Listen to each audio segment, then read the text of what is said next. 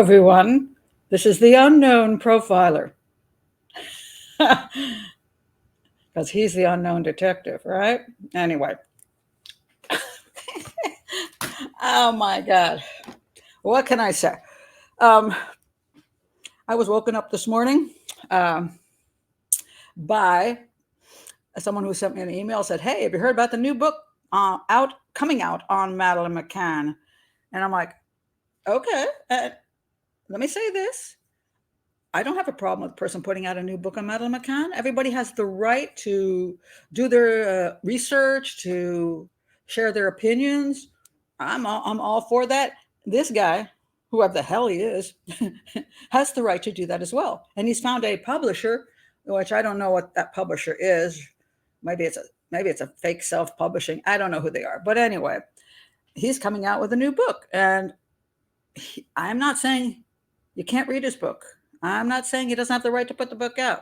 I'm just saying I have a lot of questions about this guy and the information he's going to contain in the book, present in the book. And I want to basically warn people about what I see coming down the pike with this, because so many people are already excited. Oh my God, it's a new book. It's going to break open the case, yada, yada. So I'm going to get into that. And before I do want to say hello to the people who are in the chat room.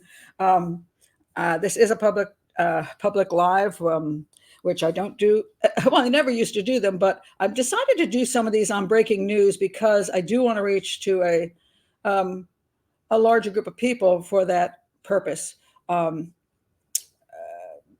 So this is one of these breaking news things where I want people to be able to communicate with me. I want you to be able to ask your questions. And before I start, I want to say this. There are a lot of viewpoints on this case of Madeleine McCann. Some people believe that Madeleine McCann was abducted out of the Praia de Luz flat, or the vacation flat. They believe this. And if you believe this, it's okay. I don't take away people's, they have their own opinions, and they're allowed to have opinions. As Patrick Swayze said in Roadhouse, opinions vary, and you're allowed to have yours. Some people not only believe she was abducted, they believe that Christian Bruckner, the suspect, the German prosecutor, has been pushing for God knows how long. They believe he is the one who kidnapped her, in their viewpoint.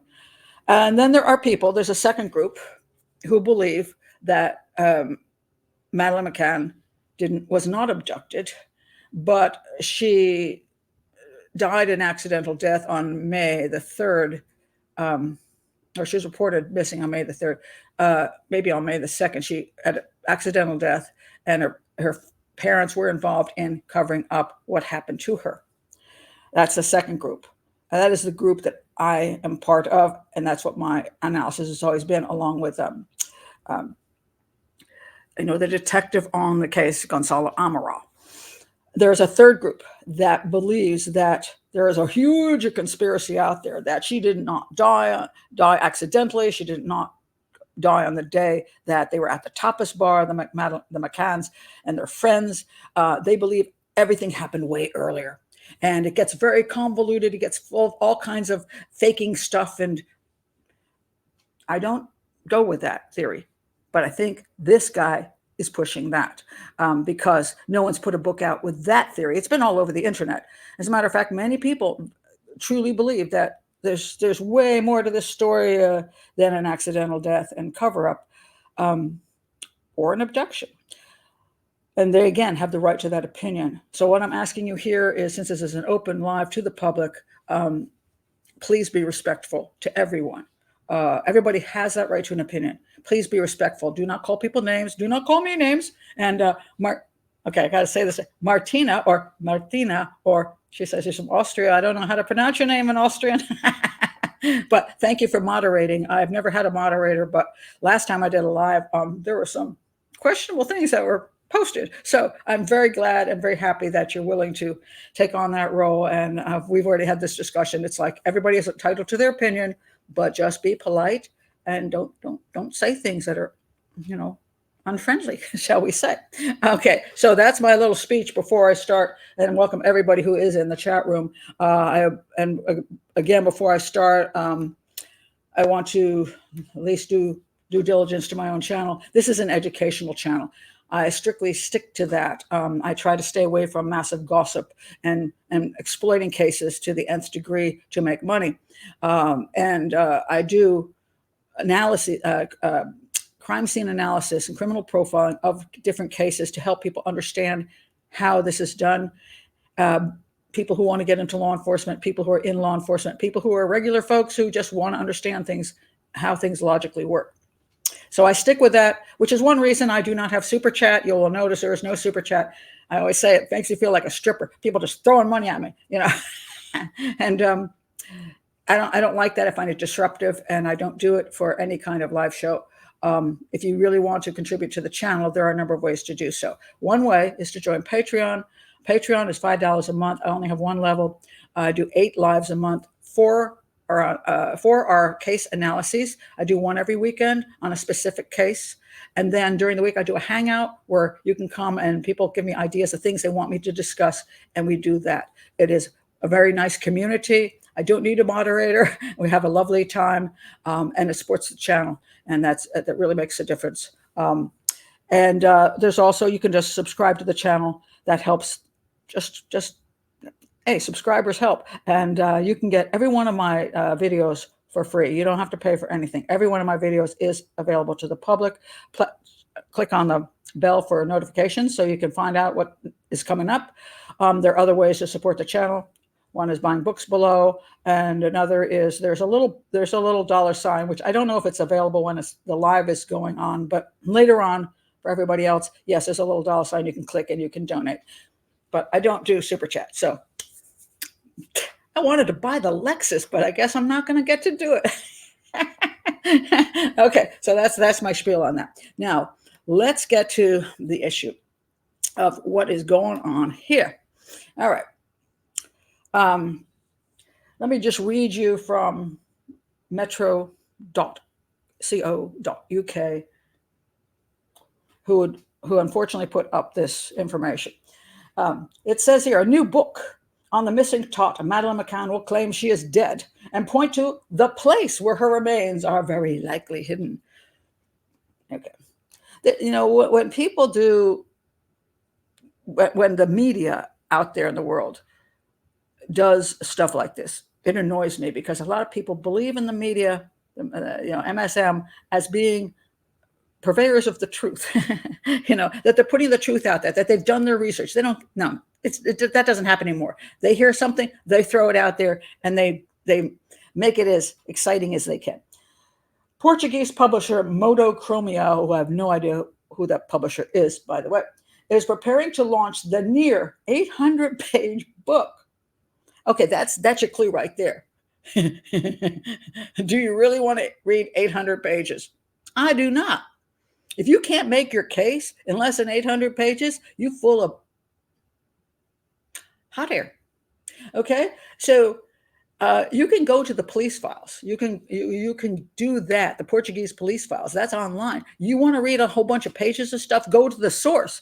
Don't get his version for 800 pages. I don't even know what the 800 pages is including. But anyway, and he's going to put the book out on May 2nd, which is one day before she was reported missing.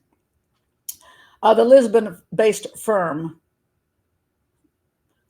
says it is keeping the name of the author under wraps for the time being and is only referring to him as a foreign detective. Oh, God. That has the word grifter all over it. I'm not calling him a grifter. I'm just saying, when you show up on a talk show, and I linked that below, he has a little, you got to look at it. Click on that, and he comes on a talk show and has asked a few questions about the book. They show a promo, which shows him standing on the cliffs going, the truth. And his name is unknown, but he's the foreign detective. If you got to do that stuff to sell your book, I'm going to say your book is garbage. Because if you can't show your face, say your name, and be professional about it, I think you look like a grifter. Not saying you're a grifter. I'm saying you look like one. So this whole interview is so unbelievable. I'm like, you got to be kidding me. First of all, Don't have grifters on your show. Oh, I'm not saying he's a grifter, but don't have people that look like grifters on your show and promote them. Now, people are going to say right now, well, Pat, you haven't even read his book yet. Well, of course not. It's not out yet. But I want to warn you before you get there that what I'm seeing as a professional profiler is don't trust this guy. Don't trust what he's going for.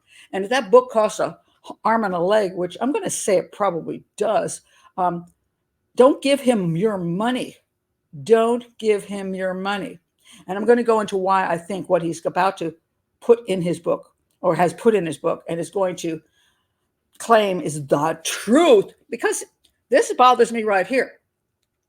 As a professional profiler, I have never said that my profile is the truth. I have said that this is the way I analyze the crime. From the evidence that I see, evidence supports this, and that.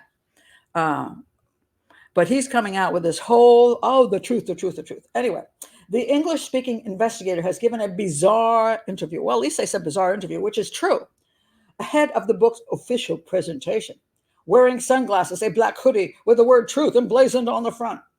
He told host Dietmar Getz on a show called Nightly Private Talks Only, broadcast on YouTube, that his discoveries during a years-long, he said he started in 2017, investigation were a game changer. He said he was sure Madeleine was dead before adding, the truth will come out with this book. The case will be solved and Maddie's remains will be found. If you can believe those three things, you might be a fool. I'm going to be honest. You might be a fool. When people say stuff like that, it's ridiculous. Now, mind you, let me go back on who's been involved in this case and who's written about this case for years. All right. We have. All right. Let's see. Here we go. Okay. On the left, you will see Gonzalo Amaral, the detective on the case. He wrote The Truth of the Lie. That's the English version of that. You can find that on the internet in various places in English, so that you'll be able to read it in English if you can't speak Portuguese. He put his book on the market, and he was attacked by the McCanns. They said he libeled them, that what he said was lies in the book. His book was pulled off the market. Gonzalo went through absolute flaming hell in his life due to that lawsuit. He finally won. Years down the way in all the courts. He finally won, and his book is back on the market. He supposedly has got a second book, which I hope he puts out. And by the way, this is me with Gonzalo. I met him in. I went to Portugal. We had a lovely dinner together. We were discussing putting out a book together, an English version book. My publicist, my literary agent. My literary agent went. It was called The Madeleine Mystery. It was going to be the name of the book by the two of us, and we couldn't get one English anybody who sold English books. They were not willing to touch it due to the Carter Ruck situation. They felt they were going to be nailed with a lawsuit after what happened with Gonzalo, so no one would touch it. I also put out a book. Profile on the right, you see Profile of the Disappearance of Madeleine McCann. I put that out, and it was out for 3 weeks on Amazon when the McCanns went after me, and they went after Amazon, and they told Amazon they would sue them for libel if they didn't pull the book, and Amazon, fearing that, pulled the book. People will say, why did they do that? Amazon's terrible. No, they're just rational. My book is $2.99 in a self-pub because I couldn't get a publisher. And therefore, it was right under Kate's new book, right? Madeleine. It was right underneath. And it was actually doing very well in those 3 weeks. And they didn't like that fact that when people went to look at Kate's book, they saw my book and they were buying my book to see what maybe I had to say. And so Amazon's like, it's a $2.99 book. We don't have lawyers. She published self-pub through us, but it wasn't vetted by lawyers. So, we're not going to take the hit on this. So they just pulled the book right off the market. And so you can't get that book anymore at Amazon. You can get it elsewhere on Kobo, Apple, and those places. But I'm going to tell you to hold off because I am doing an updated version of that book. because I went back. I'm going to put out a, I was going to do this on the anniversary, May 3rd. I put out an audio version on YouTube. It'll be free. I'm going to read my book. It's short, so I'm going to read the book. And I went to read the book, and I realized that some people who had told me I needed an editor when I wrote the book, I kind of thought they were right. I'm like, oh man, I gotta rewrite this book. So I have been working on redoing the book. It's the same book, but I'm going to update it and edit it to a better quality. So that is going to come out. I was going to put it out on May 3rd. This is coming out on May 2nd. Maybe I'll move it up if I get it done. So that book, don't buy it now if you want to look at that book. Just wait a month and buy the new version, $2.99. Not on Amazon, but every place else. And also, I will do the audio version. That will be on YouTube, and that will be free if you don't want to pay $2.99 or you don't like to read. So I'm going to put that out. But yes, my book got pulled too. So Gonzalo and myself, he is the detective who worked the case. And I am a criminal profiler who has analyzed the case for years. And yes, we both know what the Portuguese police files have in them. So what does this guy have to add? Oh, wait, one more thing. I just want to point this out. I did have this other book out, which Amazon left up there, which is kind of funny. It's called 10 Missing and Murdered Children's Cases That Have Nothing to Do with Madeleine McCann. It's 99 cents. I had to put up some number on it. And the people who understand about the Madeleine McCann case, who think that something is fishy about what happened to her and how she disappeared, love the book, and they get the sense of humor in it. They understand that actually the entire book is about Madeleine McCann, but I'm comparing it to all the other cases that didn't get any kind of play the way Madeleine McCann did.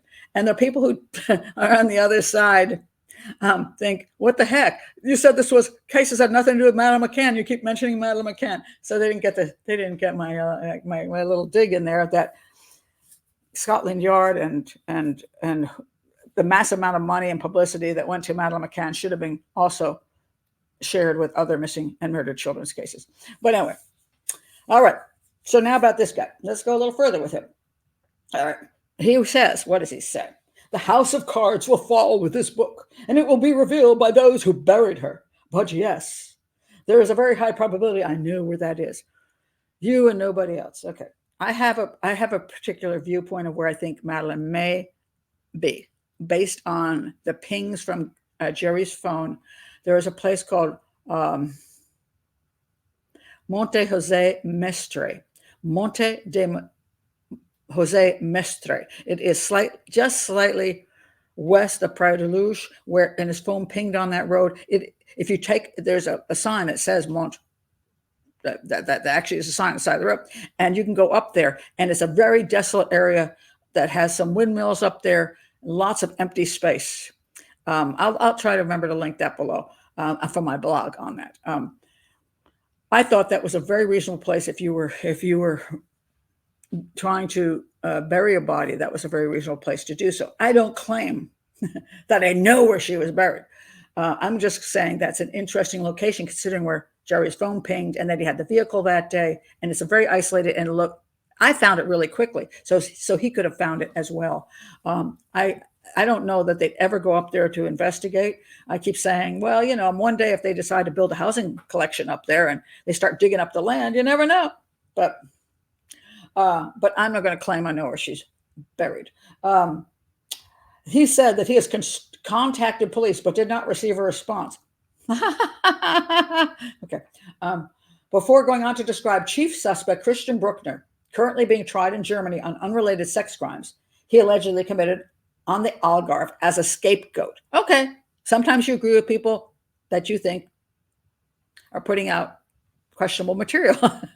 He's not wrong on everything. He's just, so I agree with him. Christian Bruckner, the German suspect that the prosecutor up there keeps claiming is guilty, but can't come up with a shred of evidence. Yeah, I do agree. He's a scapegoat. The interview is being used by the Portuguese publishers planning on releasing the book to promote it. But it was not immediately clear where and how the book will be sold. Maybe because they're a really teeny-weeny publisher. I don't know who the hell they are. A spokesman for Modocromia, probably another guy without a name, said copies would be made available in English and Portuguese during a press conference launch on May 2nd at the Villa Gale Hotel in Lagos. All right.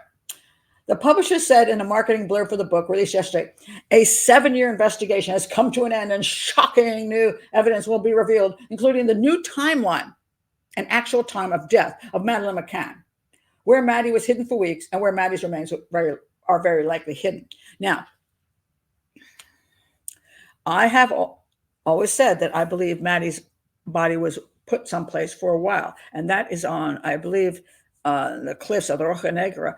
When you come down the beach, there are these just the way the Roja Negra comes down, there's these areas where you can climb up, and they're very sandy, and you could easily put a body there, cover it, and leave it there for a while, come back, and then move it to another location. It's possible, and that is a theory. I don't know if he's got the same theory. Maybe he read my book. I don't know. But, and then, okay, so then it goes on. The idea, the new timeline, I'm going to get into in a minute.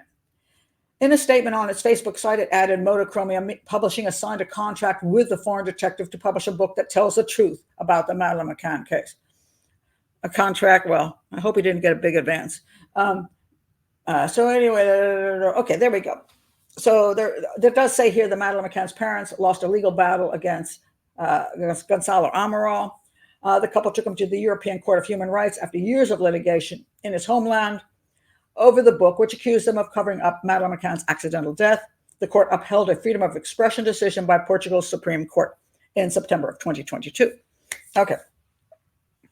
Now, I'm going to say a very quick thing. I'm going to go to some of your comments and questions, but again, please be polite. If you have a question, please ask it, and ask it in a way that I can answer it, you know? So anyway, this is what makes me suspicious. He's changing the timeline.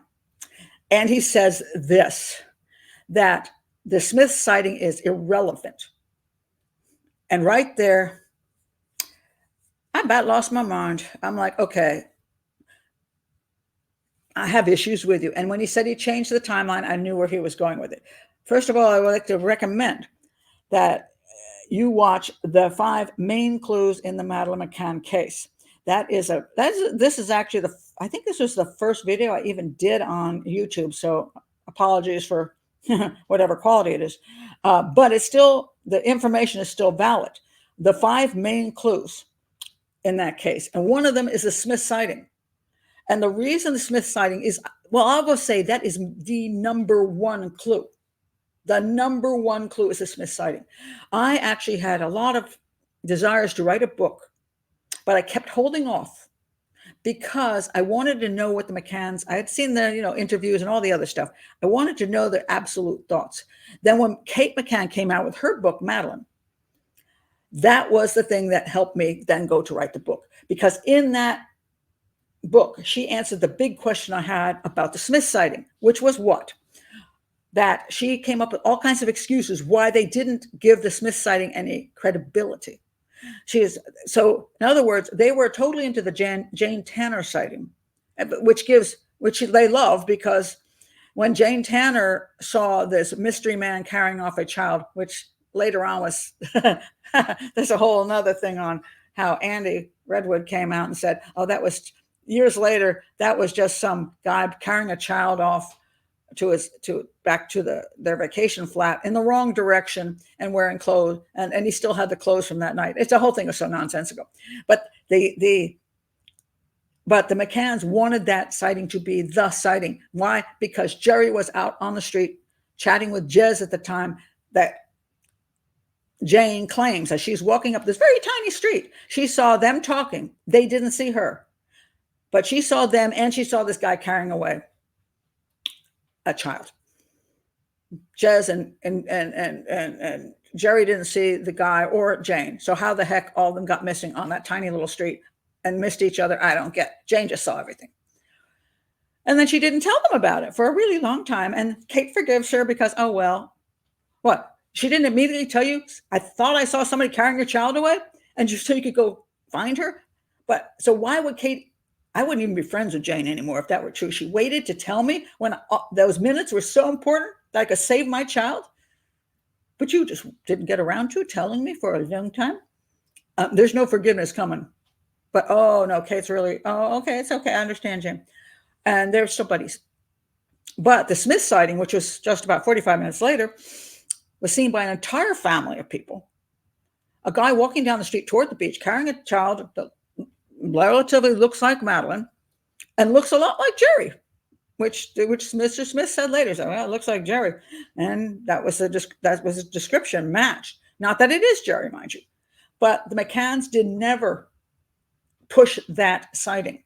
And if it were my child, any parent of a missing child, they don't know which way which sighting would have been right. They would have pushed both of them. And if that guy carrying away a child happened to look like my husband, I would say, look, that's not my husband, but whoever looks pretty much like my husband, find that guy because he might have my kid. I would even throw my husband under the bus to find my child. But hey, as it is, Jerry supposedly has an alibi, so why even worry, Kate? So anyway, but they ignored that sighting for pretty much, they finally said a little bit about it to try to backtrack, but they ignored the Smith sighting. And if that were if my child went missing and anybody saw anybody carrying off a child at this time, they could have carried off the child, I would have been all over it. And the only thing she said in her book was, well, that could be a guy carrying off Madeleine, but only if it's the same guy Jane saw and he like ducked into an alley for like a good long period of time for no reason whatsoever, and then popped back out at the time the Smiths saw him. That's the number one clue. And he's now saying it's irrelevant. Irrelevant. So why is Kate so uninterested? Why are the McCanns so uninterested in the Smith sighting? They should have been, regardless of if it were irrelevant, because they wouldn't have known that. So they should have been all over that, and then later on maybe found out it was irrelevant, and I've been all, oh, dang, But the fact that they didn't care about that sighting makes it very relevant. And you're saying it's irrelevant? So I'm like, why is that? And I'm going to tell you why. Because he's changed the timeline. There are a whole bunch of people who believe that Madeleine did not disappear that night, either by abduction or by having an accidental death and being removed from the vacation flat. It's a bunch of people being pushed by a bunch of people who love conspiracy theories, pushing her death of her back in time. And then then the McCanns have got everybody involved in the tapas. He says the entire tapas group is involved. And she's ending up being killed earlier in a sexual assault, or she never really existed, or she was sold. I mean, all kinds of crazy stuff, in my opinion. Sorry, maybe I shouldn't use the word crazy. Interesting stuff. And then to be able to prove this, there's claims about photos being changed and all kinds of stuff. And because Scotland Yard did not handle this case properly, which he does point out, and he's correct about as well, that they were given a remit to not look at this as anything but an abduction, and wasted 20 million pounds by now. It's insane.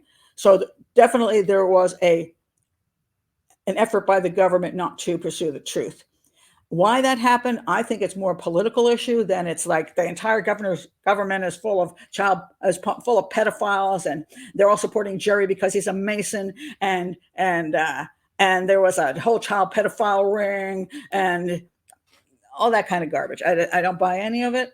And I think that's where he's going, because he knows there's this fascination with mysteries, fascinations with conspiracy theories. So he's going to write 800 pages of nonsense to convince you that somehow there's this big, huge conspiracy theory, and it wasn't a simple accidental death that was covered up by a couple parents who were like panicked that they were going to go to jail, lose their children, lose their lives, their professional lives, and they did what they had to do. If you believe that version, which is where I think the evidence points to, but he's going to go on all this nonsense, and I find it despicable, quite frankly. If you really believe this stuff, stop, say who you are, take the stupid stuff off, stop playing your silly games, and I don't buy any of it, and I just recommend you don't waste a whole bunch of money on his whatever diatribe he's going to come up with. Okay. Anyway, that's my basic thoughts on this. Now, I will try to comment on some concepts. Marilyn Monroe basically OD'd. There's no reason anybody had to kill her. Yes, that's true. Okay, here we have, see, here we have the dumb ranger guy here. And this is where, this is, okay, we're going to put, I don't know where my, I'm going to put him in. What? See? Nut Brown. The police confirmed in Portugal that parents are innocent. No, they never did that. That's absolute nonsense. I'm going to ban user and delete all of the comments. This is the kind of nonsense stuff. The police have never excluded them. They shelved the case due to all the issues that were going on. They have never cleared the McCanns. This is not true. They've never declared them innocent. That's a lie. That's a lie. There is a huge political muck mess. And so no. So there you go. This is where people get off on the special privileges crap and the prison Andrew. See, this is all nonsense stuff. Stop going there. There has never been a shred of evidence that the McCanns have any kind of privileges with the government. That's just nonsense. And don't go there unless you can support that with any kind of evidence, and you can't. What is true is, from what I see, a huge political battle came between Portugal and England, as far as that the British couple was there, things happened, and the Portuguese did whatever, and it became in the beginning, it's like, hey, the Portuguese are trying to do bad things to us, and then they got political people to jump in and the media to jump in, and it all became a big, huge cauldron of stuff. And if you would only understand how things work in the real world, a lot of times things aren't as straightforward as you think, like this person controls all this power and no, it's a bunch of different people with egos and agendas and money-making ideas that they can jump in and get something out of it. And they sometimes all come together to create a bunch of nonsense. The media did get sued crapless in the beginning by the McCanns for actually saying they thought they were guilty. And then once they lost, the media lost, and then the media just turned on a dime, and now everything they do is, oh, pro McCann, they're just wonderful, the poor child was abducted. The media went there. I was no longer allowed to speak on any national media. Even Nancy Grace, who was a regular, I was on her show like 3 times a week for like over a decade. I couldn't talk about this case on her show. Why? Because they had changed their focus. Their agenda was now to make her an abducted child because that's where their money lay and they weren't going to get sued. So the media played a part in why things went the way they did. Why Scotland Yard went that way, I think it was a battle between them and Portugal and the whole European Union and all kinds of other weird stuff. And then once they got invested in it, protecting their own people, saying, hey, Portugal should be accusing our people of a crime, they put the remit out and they spent all their time doing absolutely nothing useful for the next decade. But that doesn't mean that the detectives, everybody in there wasn't like a Mason, and for some reason Jerry McCann is being protected. But how is he being protected? So they say this whole big pedophile thing is just not true. There's not one shred of evidence this child was ever sexually abused. And I see no evidence she wasn't a happy child. I see no evidence, all this phony stuff about Madeleine McCann. Madeleine McCann was a child, I think, was loved by the other 2 children. What I do think is that the 2 parents were quite selfish people. And I think I could go with personality disorders on both of them. But they went on this vacation. Their children were having a good time with, they did put them in the creche. The kids were involved in different things. People say, why did they spend the whole vacation with their kids? Oh, because they wanted a break. Come on, guys. So we all have different kinds of vacations. I always spent the vacations with my kids and never put them in any kind of babysitting facility. But my granddaughter was just over in Italy with her. She's 10. She's with her mom and dad and another couple. And there's a bunch of pictures where they're all out having wine. And I'm pretty sure that, I know that they hired a sitter for their kids back at the hotel, at the Airbnb, because they all wanted a break from their kids. They were with them all day long. So the McCanns had her and her siblings involved in some fun activities. And of course, they had their times when they went to the beach together and they ate together and all that. But in the evenings, they left the 3 children unattended in the vacation flat and went out drinking at the tapas bar. That was wrong. That was neglect. And I don't believe for a minute they left any of those doors unlocked. They locked them all, which is why I know nobody ever entered that place. They locked them all, thinking that if those children slept, they were just, well, they couldn't see the place. They couldn't hear what was going on. They were far enough away, but they were saying, oh, every half an hour or hour, one of us would walk back, which just takes, yeah, it takes a bit of time, but not long. Like I walked that from myself. It takes what, 6 minutes or something, 5 minutes to walk it. Yeah, okay. And you walk back in, unlock the door, go in, make sure the kids are still sleeping, and leave. I would never do that. It's not like you're in the backyard of your house like they try to claim. You're in the garden and the kids are inside sleeping in your house. No, that's a lie. That's not like that at all. Because first of all, your kids have to know where you are, and these kids weren't old. They couldn't find them, and they weren't old enough to make a phone call. So they left these children unattended under the age that they were, 3 and 2. Is too young to be left unattended. And they could have paid somebody to stay with them, but I don't know why they didn't. They just thought it was okay. And that belief is because she did say her siblings cried, that they medicated their siblings so that all 3 of them, so they'd sleep. And then they would have to worry less about them waking up and getting into trouble. And that's where the belief that something went wrong with Madeleine in that process. But it is every piece of evidence, if you're going to get rid of the abduction thing, which there's no evidence of, points toward nothing went on before that night. It's not like Madeleine was murdered or sexually assaulted and sold or whatever. And then they faked everything, got rid of her before then. And then that night they all went out and went to the tapas and drank and pretended Madeleine was still alive. And then, oh, shocked, they found her dead. No, this is just nonsense. They thought she was alive when they left to go to the tapas, at least as far as they knew. And they went back to check on her. And one of the checks, I believe, Jerry went back and found that she was not alive, that she was behind the sofa, had died by positional asphyxiation or the drugs or whatever, and found her there and said, oh my God, what the hell do I do?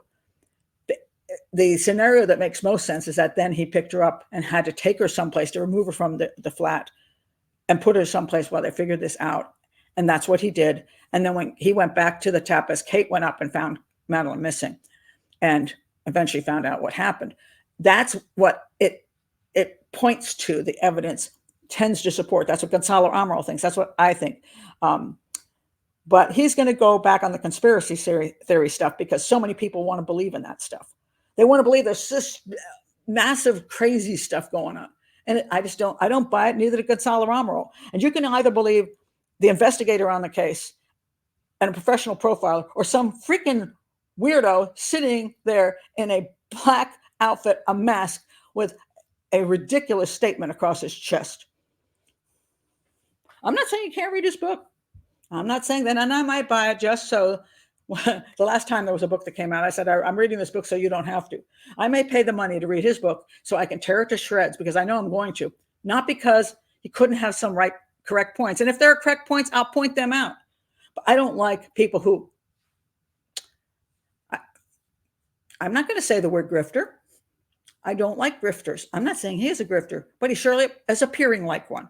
And I don't like them because I think they take advantage of people for their own purposes, and it appalls me. And it also, one of the things it's going to do, one of the problems people have that don't understand how things work is that they want to go on the conspiracy theories, they're crazy on that stuff.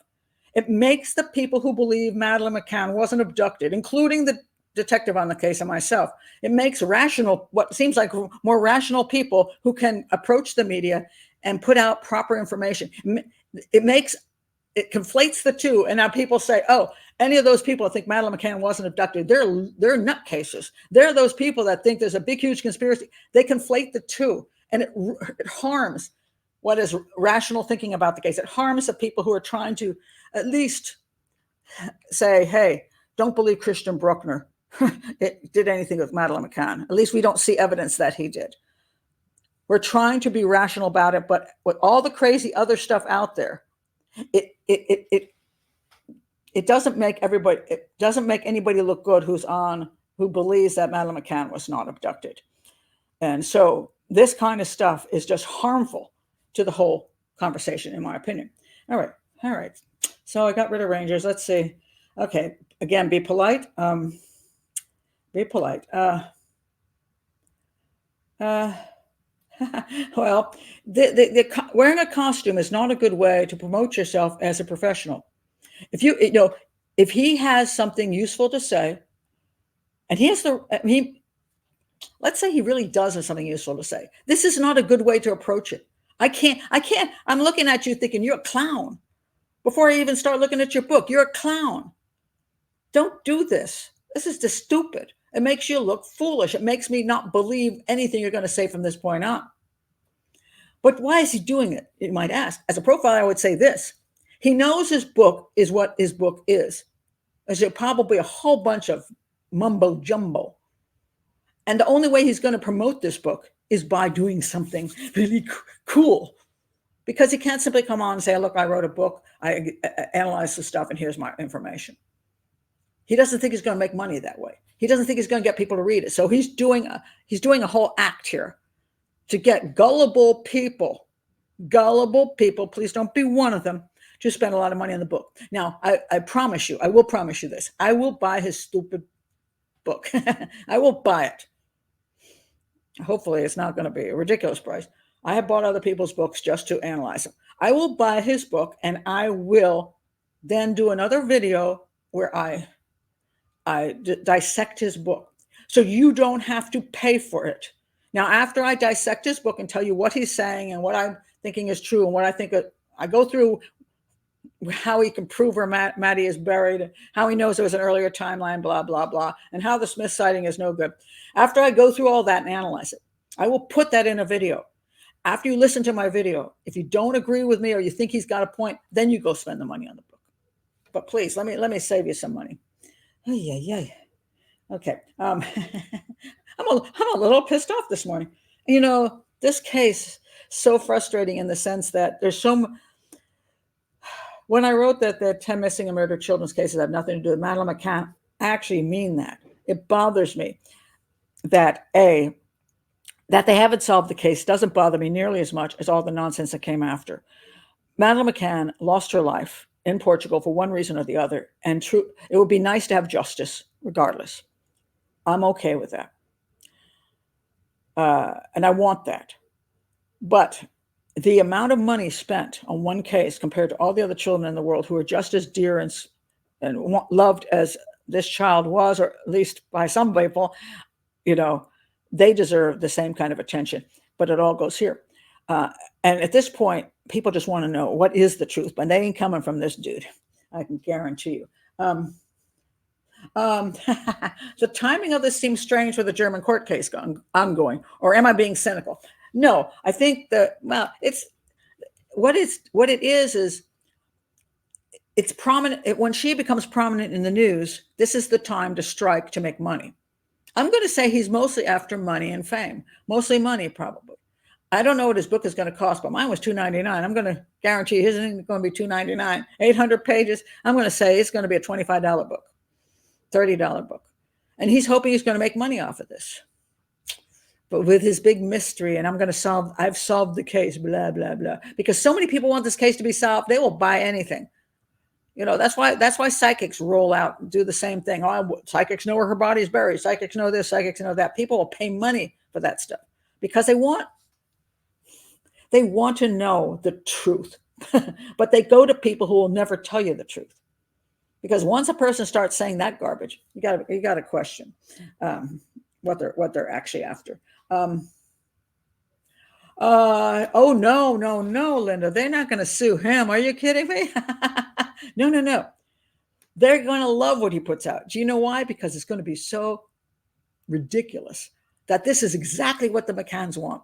Because the more stupid the people look that believe there was no abduction and the McCanns were involved, the stupider they look, the happier they are. That's why the McCanns haven't gone after certain people, because they're like, hey, they're so ridiculous. We're going to let that one go because it'll make people who think we're guilty of something. It's going to make those people look foolish. So no. Oh, okay. Rock and Roller says, Pat, I don't know a lot of the facts. How do they get all the money? Was it donations? Oh my God Almighty. They made money through three things. They had a fund, the Madeleine Fund, to find Madeleine. They've never found Madeleine. A lot of money went into that fund from well wishers, people who with good hearts who believed that the McCanns, were looking for their child. They hired two different sets of detectives. Both sets of detectives were not quite. They were not. They were sketchy, shall we say? Sketchy as heck. You can go into the whole history of those guys. Sketchy. They had the money to go find proper people. And I'm not saying myself, I did offer. By the way, I did say to the McCanns, look, I will be willing to work with you. If you're innocent of anything, I can have my mind change. I can say, wow, now I see where I was wrong. I will work with you I said pro bono. I said, but if not me, go get yourself an FBI profiler, retired. And I'm not overly fond of FBI profiler methodology. Anybody knows. But hey, go find a retired FBI profiler and hire him, for God's sakes. Or somebody who's good at finding abducted children. There are specific groups, professionals that do that. Why would you hire these two sketchy bunches of supposed PIs? Why? Because you weren't looking for Madeleine. And then a lot of that money that they got, they have never accounted for where that money went to. I know some of it to go for the mortgage on their house. I understand that if they had said 10% of this money is going to support us during this difficult time because we can't work, blah, blah, blah, I don't have a problem with that. But they should have accounted for every single penny that went into that fund. They never did. And people just kept throwing money at them. Kind-hearted, as all get out. I don't know how much money they eventually had, but they got a lot of money through that fund. So that's number one. Number two, they got money through suing the crap out of people. 3, they got money writing the book Madeleine. And that was a bestseller. Kate made money selling that book. So they got money. I'm not saying they were there for the money. They were there, I think, to keep protesting innocence. But they made a lot of money, shall we say. This is, okay, Alicia's asked a question, I think, which is one of those questions very difficult to answer. This is one of the reasons she says here. Let me question about Alicia. Any idea why the Tappas 7 kept quiet? I would have expected someone to talk. This is the number one, I think, reasonable question for if you think that since no one talked, the McCanns must have been innocent and it must be an abduction. This is probably the strongest piece of information to support abduction. I will say that. Why? First of all, I don't think all the Tappas knew what happened. I think that's just not true. I think a few of them may have known what happened, and they also may have done similar things with their children as far as sedating. They may have had sympathy for the McCanns, thinking, oh my God, we all left our kids unattended. Jesus, that could have happened to us too. So I believe, if anything, there's a very small group that know, maybe 2, 3, 4 at the most, not all of the Tappas. Why would they stay quiet forever? Because if they stayed quiet in the beginning, and Scotland Yard is looking at an abduction, Germany is looking at abduction, do you really want to stick your neck out and get it cut off? Because then you're going to be an accessory or after the fact issue, some kind of accomplice thing at some point in time. And you're going to go down too. And you got a family. So I think as long as there wasn't everybody involved, which I don't think there was, I think there's a couple people that know that kept quiet. And that's all. Would I put Jane Tanner in that group? 100%. The twins, I feel bad about those poor twins. Are they adults? I think they hit adulthood. They will ask awkward questions or not. They have been raised by their parents and loved by their parents. They have known that their sister disappeared years ago, and that the Scotland Yard believes she was abducted, and now Germany believes she was abducted. And the parents can easily say, hey, don't believe everything you see on the internet, especially those nutbirds over there, And I think they're going to believe that their parents. I think they're going to believe their parents. And I don't think they're going to spend a lot of time trying to find their parents not to guilty of anything. I think they're going to just assume that their sister was abducted and their parents tried to find her. I don't really have a problem with that. Um, uh,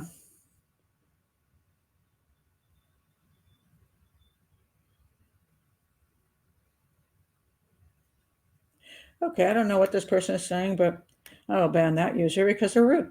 Let's see. Never be rude on my channel. If sometimes during the comments I get on YouTube, and they're like, Pat Brown, you're an idiot. I don't know why she blocked me. Don't call me an idiot. You can disagree with me, but don't call me an idiot. Um, um, well, Daisy, there's an interesting thing about ego and money. Everybody has agendas, because I've been accused of all of these things. You have a big ego, Pat Brown. You want to make money off the McCanns. Is this case? Um, Blah blah blah. I mean, of course, I have agendas myself. I mean, I have an educational channel. I want people to learn. Do I want to earn a living? Yeah, I do. I do want to earn a living too. Um, so we all have mixed agendas, and I don't object to this guy having some agendas, because he does, and so does every other person. I just don't like people who don't tell the truth, and he's sitting there with that emblazoned on his his little blazer there. And I'm going to say, if you got to do that, probably you're not telling it. It's the eclipse. Nah, people have been nuts for years. This is very true. Amethyst says, oftentimes the media controls the narrative. They do. When the media decided to go 100% McCann supporting, you couldn't get a disagreement. And as a matter of fact, the only time you did, and this is the Australian, I've forgotten, it's been so long. I did a documentary show, and they libeled the heck out of me, because what they did was ask me questions. I answered the questions, and then they put different questions in for my answer, and they libeled it. There was no question about it. And they were putting me up there, as a punching bag. They were still 100% McCann supporting, and the abduction theory, but they lied to me in the interview and said they were interested in a professional's viewpoint. No, they weren't. They were making me a punching bag. And I did attempt to sue them. Turned out in the long run, I was unable to sue in Australia because I didn't make money in Australia. Go figure. It's a very strange thing. So my lawyer finally they said, there's just no way you can do it. I did get some publicity in the UK papers that said Pat Brown suing, and that was cool. But it's very frustrating. And that video is still out there. That makes me look like A, an idiot, and B, that I libeled the McCanns, and I didn't do that. I didn't say what they thought that looks like I said, because they edited it. And so you got to be very careful. The media does have agendas. The media is into making money. Very little of the media cares about the truth anymore, including that guy in the media. But they don't care about the truth. They don't care about facts. They care about the bottom line is financial. And so it's unfortunate, because it really clouds people being able to get information and get proper information. So they do control the narrative, yes.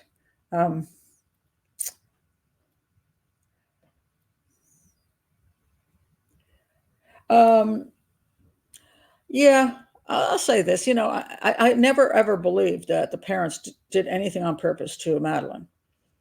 Yes, I think they've lived a very difficult life. I think if they are guilty of covering up the death of their daughter by the accidental death of their daughter, if they're guilty of that, I'm putting an if out there, they still had to deal with trying to keep the cover up going, trying to make sure that the twins didn't get wind of anything, make them look bad. They had to deal. It was a long haul. I think it was harder for Kate than it would be for Jerry. Jerry has some interesting personality issues. I won't psychoanalyze him, but he was I believe, quite controlling of Kate. And he seemed to get more cheap thrills out of being able to go into the media and mocking and getting over than I see in Kate. I think she suffered quite more. That's what we see in the media. Now, in private life, that they spent time with their children and did the normal family things, they might have had a perfectly fine time behind the scenes, but then had to go out every once in a while and deal with this. So I wouldn't want to be in their shoes, I'll tell you that.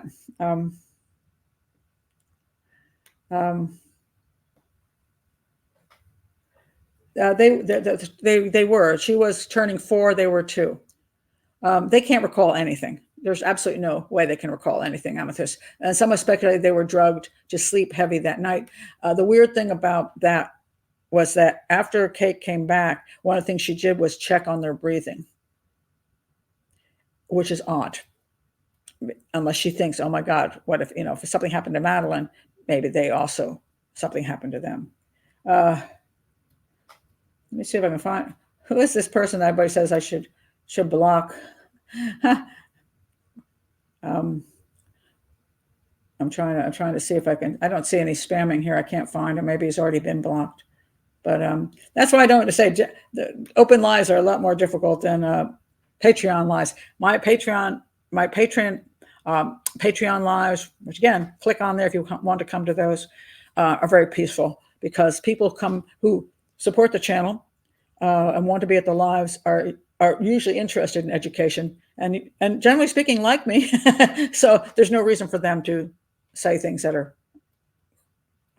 questionable. Let's see. Court says maybe people who deny parental neglect just want to hide their own neglectful parenting. It's an interesting thing. A lot of people say, well, people make mistakes, and yeah, they do. I mean, neglectful parenting. I'm not saying as parents, we've all probably done something we were less proud of than, it's like you got a whole years and years of parenting and your children drive you nuts one day and you say something inappropriate, or some people will spank a child, or God knows what happens, even with people who are good parents. Then there are people who are not so good parents who do things that are more questionable. And then social services shows up. But I think I don't know why they find that hard to understand that that's neglectful. I mean, it absolutely was neglect. There are people who do also question why the Portuguese police never arrested them for neglect. And I've said over and over again, there's a good reason. One is, once your child goes missing in an abduction, that's so much bigger than the neglect thing. And people are going to get really nasty. If you arrest the parents for neglect when the child's been abducted, they're going to get really bent out of shape about that. So it's not good politics there. So, and because the parents are being punished like 500,000 times more than the moment, if you put them in jail for like whatever, a month for neglect, it's not the same. They've already lost, the child's already missing and maybe lost forever. That's pretty much punishment. So that's the way people think.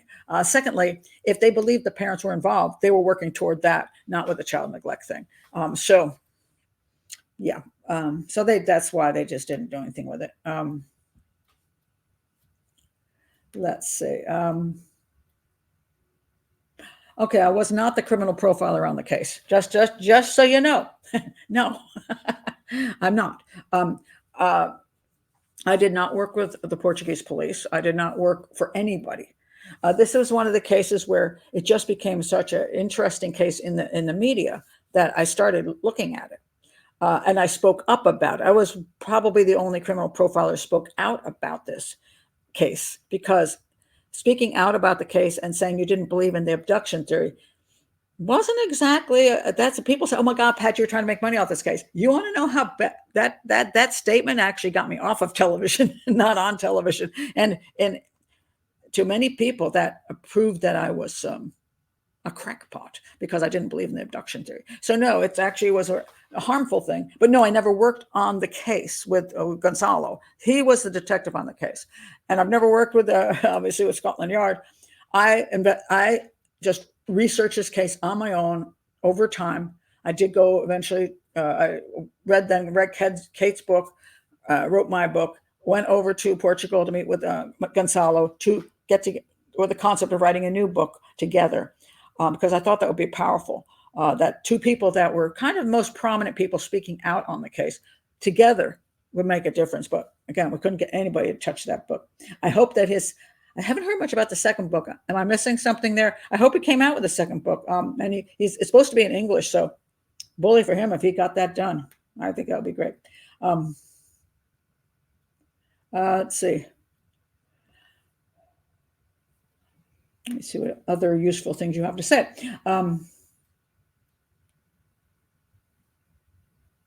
Wendy in the Sun is trying to ask something, and I don't know what the question is. It gets buried. Yes, one of the problems with oh, here we go. I found it. Oh, no, I already answered that one. This is probably true. People always think somebody's going to talk, and a lot of times people never say anything, and they do go to the grave not saying the truth, unless they fall apart. It's possible. Yes. Oh, deception detective. Hi. I have to drink to you on this one, although that's just Diet Pepsi. Bingo. It's also why much bot activity on the McCanns videos is about Masons and cults. Yeah, absurd. Yes, by the way, I like Deceptions Detective's channel. Go over there and check out some of the things he has analyzed on the McCann case and other cases. Very good stuff. And yeah, but that conspiracy thing just inspires people to such an extent. It's just really sad. And now I'm just going to draw a blank here because I usually do. So I always ask my audience because, okay, the guy everybody says, well, what about so-and-so's videos? Oh, why am I blanking? He did 4 of them. He interviewed Peter Hyatt. Somebody give me his name because I'm blanking on it right now. While you come up with that name for me, thank you, because a lot of people ask me about that.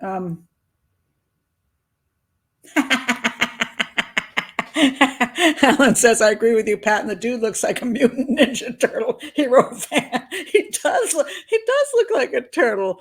Oh, that's pretty funny. Maybe we can get together with Turtle Boy on the Karen Reed case. Oh, Lord. Yes, that is true. Kate gave some interesting insight into Jerry's personality in her book. Yes, and also Jerry's blogs. I don't know how many of you remember his blogs. They were fascinating and gave me a lot of insight into his personality. Somebody give me the name of a guy I'm trying to remember here. Come on, somebody. What's his name? Thank you, Judith. Okay, Richard D. Hall. Okay, Richard D. Hall came out with a bunch of videos on the Madeleine McCann case, and he's extraordinarily popular, especially in the community, which believes that what he's saying, that nothing happened to her on the day that she was reported missing, but it happened before. Richard D. Hall, his first video came out, and I quite liked it. He interviewed Peter Hyatt, who I totally respect and love.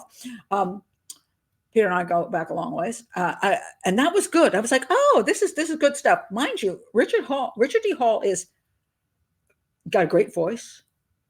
I mean that, like the radio voice, and he's a very good video. He's very good at what he does, piecing everything together. He puts together a very good video. He's talented, 100% talented man, great voice. First video, I was like, I like this. And then he did his second, third, and fourth video, and he went right off the conspiracy cliff. But if you look at other Richard D. Hall stuff, he's a conspiracy theorist in many, many other stuff too. So he did what Richard D. Hall does. My thing is watch his first video and just stop there. And no, the other 3 videos, to my opinion, are damaging to this whole thing. Again, because it's all conspiracy theory nonsense.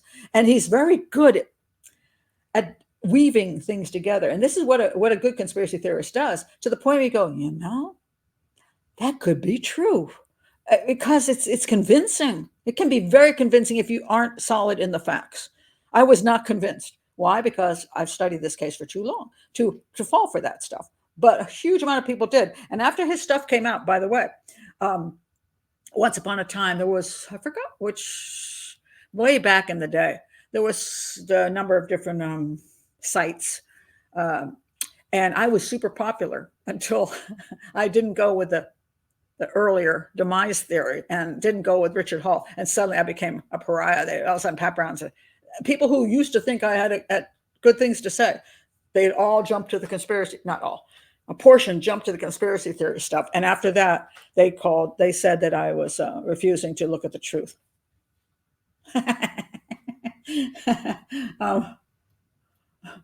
Oh, here's a new Sebastian video. Okay, go check out Peter Hype on that. Yep. Oh yeah, I'm not going to put that one up just because I think YouTube's going to block me on that. But you, so, yeah. Let's see. Oh, thank you, Cookie. NDD. Hi from Finland to Pat and DD. Deception Detective. I love both of your channels. So interesting content. Thank you, guys. Thank you for that. Let me go back up a little bit and see what other comments you have. Let's try to stay to the Madeleine McCann case and not go off on too many other cases, because therefore, can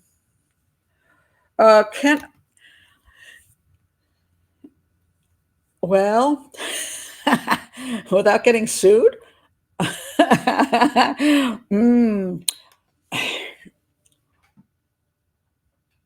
I'm not, as people always point out, I'm not a psychologist, nor am I a psychiatrist. However, I've spent a great deal of time seeing people's personalities in different cases. Do they act like people who did the things they say and do after Madeleine went missing? Did it appear to be that they were telling the truth? And the answer to that is no. That they were covering up something. The answer to that is it appeared to be that they were covering up something. Kate, I would believe that both of them were heartbroken. I believe that their statements. You'll have to go look at like my video and check out the stuff I put out in a few weeks if I get it done. My revision of the book, and I'll read the book. They came across as two people who had lost their child permanently. They came across as two people who knew what happened to the child and that the child was not alive. Kate said a lot of very interesting things. She was on the radio once, and she said within days she was able to sleep through the night. And I'm like, yeah, on drugs you might be able to sleep through the night, but how would you sleep through the night? Thinking that considering in her book, she gave a very gruesome scene in her book about what might have happened to her. Yet that came up later. See, I think the book was written later to answer the questions everybody had about everything they'd done before that. So you can't sleep through the night when you think your child is being kept in somebody's in somebody's dungeon, and she's being raped and tortured. You can't sleep through the night. I don't know how you possibly do that, unless you know she's already dead and you know she's not being harmed any longer. She's not in pain. She's not calling out mommy, mommy, daddy, daddy. She's not calling that out anymore. So therefore, you're resigned at that point. They came across as resigned to what the situation was. Jerry came across as very controlling, and I believe he controlled whatever happened that night. I don't believe it appears to me that Kate may not have known what happened until she came, till later, because there was a whole scene on the balcony, so this whole scene afterwards where it seemed like she was beating on Jerry, probably when she found out what actually happened. And then they had to do what they had to do.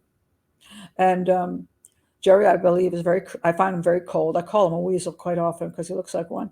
But I think he's very cold and very controlling. I don't particularly take cotton to him, shall I say. Doesn't give me a warm feeling here. Kate, I feel a lot more sympathy for. A lot of people were really rude about Kate and the way she looked. In the beginning, I thought Kate was one of the prettiest women I've ever seen. I thought she was very beautiful. Now, she's aged, and we all age. I don't look like I do when I used to do television. People are like, what the hell happened to you, Pat Brown? I'm like, 25 years is what happened to me. And I didn't get Botox or plastic surgery. Kate shows weathering, but she's older. And I don't know if that has anything. So that she's not as beautiful as she was at the day Madeleine went missing is so nonsense to me. She's an older woman. Did she? Maybe the suffering has some etching onto her face. It's true, but it's just hey, that's life. But she was extraordinarily beautiful, in my opinion, at the time Madeleine went missing. She's a pretty lady, almost Madonna looking. I thought she was lovely.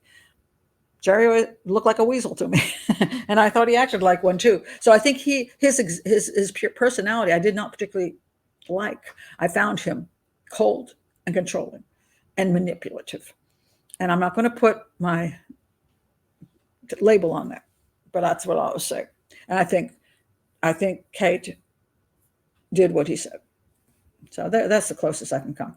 The hours of research and dedication, deduction you do, Pat, would never be compensated by book sales.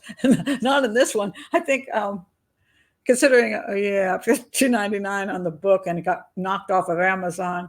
I'm going to say, by the time I went to Portugal and back, the book paid for my vacation in Portugal, if you want to put it that way.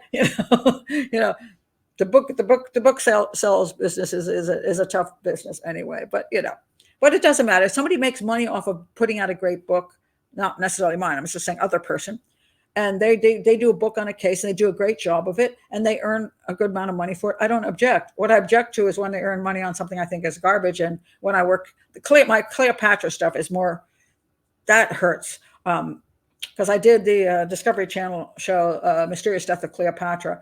And I proved that the snake did not kill Cleopatra. And every one of the historians changed their tune after that. They'd all said the snake did it. And after that, they all said the snake didn't do it. They didn't give me any credit, but they went there. And then I spent the next years, I went back to Egypt. I researched like you wouldn't believe. I bought every book ever in existence on Cleopatra and Romans and shipbuilding and war and everything I could get. And I examined the living heck out of that case. And I wrote my book, The Murder of Cleopatra, because I believe she was murdered. I'll tell you what my advance was, $12,000. That money, the advance I got, paid for the trip to Egypt. And I've never made a penny after that. And all the books I bought, I probably lost money on the Cleopatra thing. But there's another woman who put out, she was a Pulitzer Prize winner. She put out a book on Cleopatra at the same time as mine.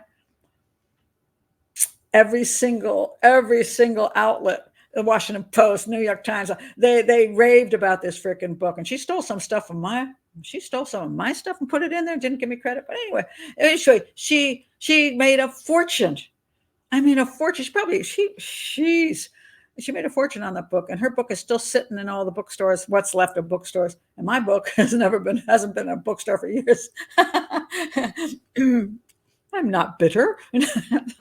No, it's frustrating sometimes. And it wasn't the money that I was really interested in. I really wanted the story of Cleopatra to get out. And so check out my whole I did a series on YouTube on Cleopatra, a 10-part series on Cleopatra from my book, because I wanted at least to get the story out.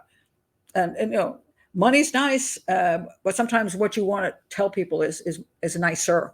But sometimes it is nice if you get enough money to have dinner after you tell people things. But that's the way things go. There are no winners, really. Yeah, you're right about that, Hillary. Let's see.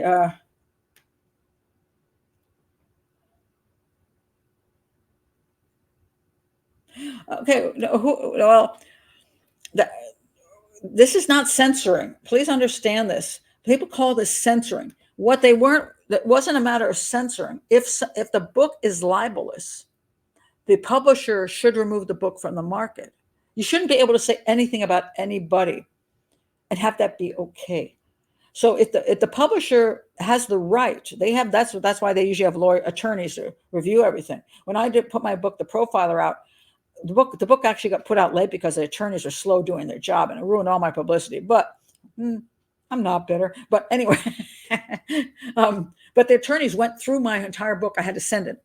Tons of documentation that I worked on these cases, and because I didn't want to put out a book that was libelous, even though I used pseudonyms for the whole book, they still wanted to make sure that I wasn't just saying stuff that was ridiculous. And that book's on the market. But Amazon did not pull my book. They did not censor my book. What they decided was these people, Carter Ruck is the biggest libel attorneys in the world. And Amazon wasn't going to take that risk. It was too much. When you're threatened, it's too much. So it's not censoring. It's more our lawsuit system that is at issue here than that anything's being censored.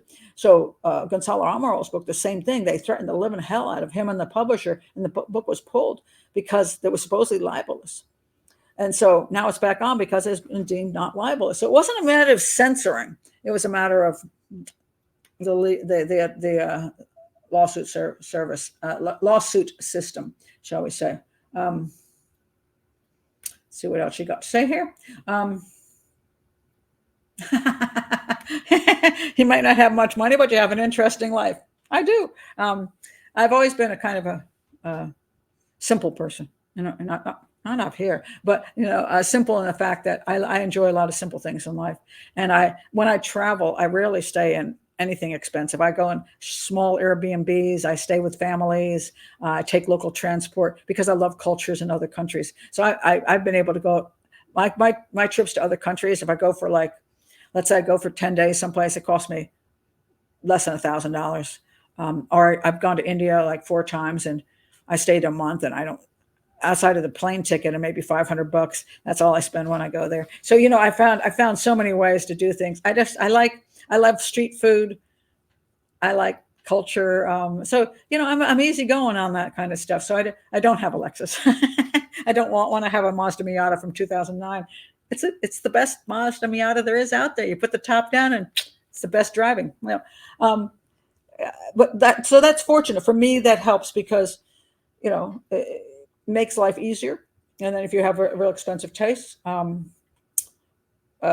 yeah, but it also doesn't hurt to earn a living. That's why I've said with YouTube, people say, well, you can just do YouTube, not worry about making any money. But it's like, I'm working 40, 50 hours a week on YouTube because I do a lot of research. And I'm like, I have to eat. If I'm not working another job, this is my job. I do have to earn a living. So, don't knock YouTubers who want to earn a penny. If they've got 10 million views, if you're Mr. Beast, I mean, he's way past just earning a living.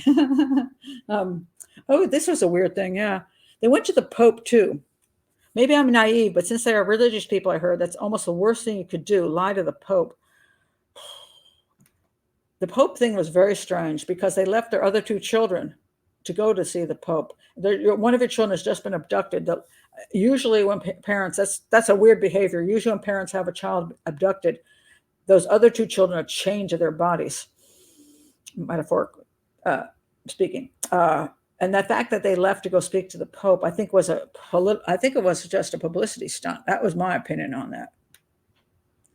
And yeah, I don't know who said they lied to the Pope. They said, I don't know, but no, my holidays are great. What are you talking about? You don't need to send me. I've had a better travel life than most people in this world.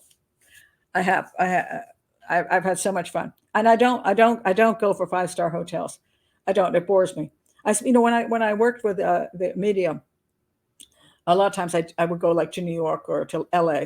They put me up in nice hotels, and to me, a hotel was just a hotel. Every single one of those rooms looked exactly the same. They were nice, fancy, but they all looked exactly the same. I love a nice Airbnb. Hey, I went to an Airbnb and I went to a ranch in Mexico, Airbnb ranch, and the owner of the ranch, there was some isolated location. The woman came out with a bottle of tequila and said, "Hey, tequila, anyone?" I'm like, this is more fun than a 5-star hotel. And that night, I crawled in the back of a Pinto with that woman. Remember Pintos with the windows like this? We crawled in the back because there were a lot of people in the Pinto, and we bounced through these dark streets. And the Day of the Dead was going on in the town, and then we got out, and everybody was dressed as skeletons. This woman invited me to all that, and believe me, I paid like $50 for that night. So no, I have great travel experiences. I sure don't need anything fancy. Yeah, I do. I love life and all of its, all the things that happen in life everywhere in the world, and I find it fascinating. So thank God for that, because it makes me a happy person. They could have. Now there's people who believe they told the local priest that what happened and that he helped hide their child's body. I don't believe that. I do think they might have told him what happened, though. He seemed to have had a lot of difficulty dealing with whatever happened in Praia da Luz.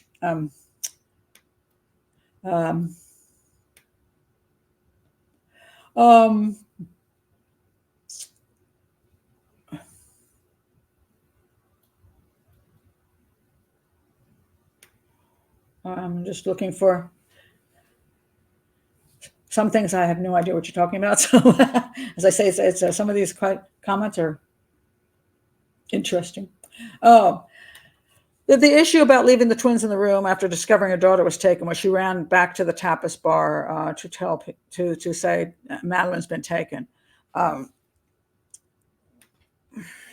leave them completely alone.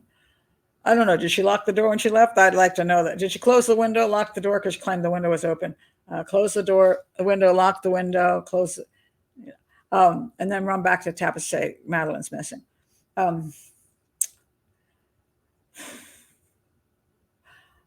I'm split on that. If I look at it as a person who doesn't necessarily believe the Madeleines were involved, that McCanns were involved in anything, the tapas bar was not that far away. You could get there in 5 minutes. If you're running, you could get there in 5 minutes or less. You just run like hell. And you got to go out the door and then down the street and then down another like pathway and then into the tapas bar. If my daughter were missing and I thought somebody had her and was running off with her and the kidnapper had already left, I might have run down to the tapas bar and started shrieking. I don't know that I think that's suspicious because a person is in shock and they're in panic. So I'll give her a break on that. I will.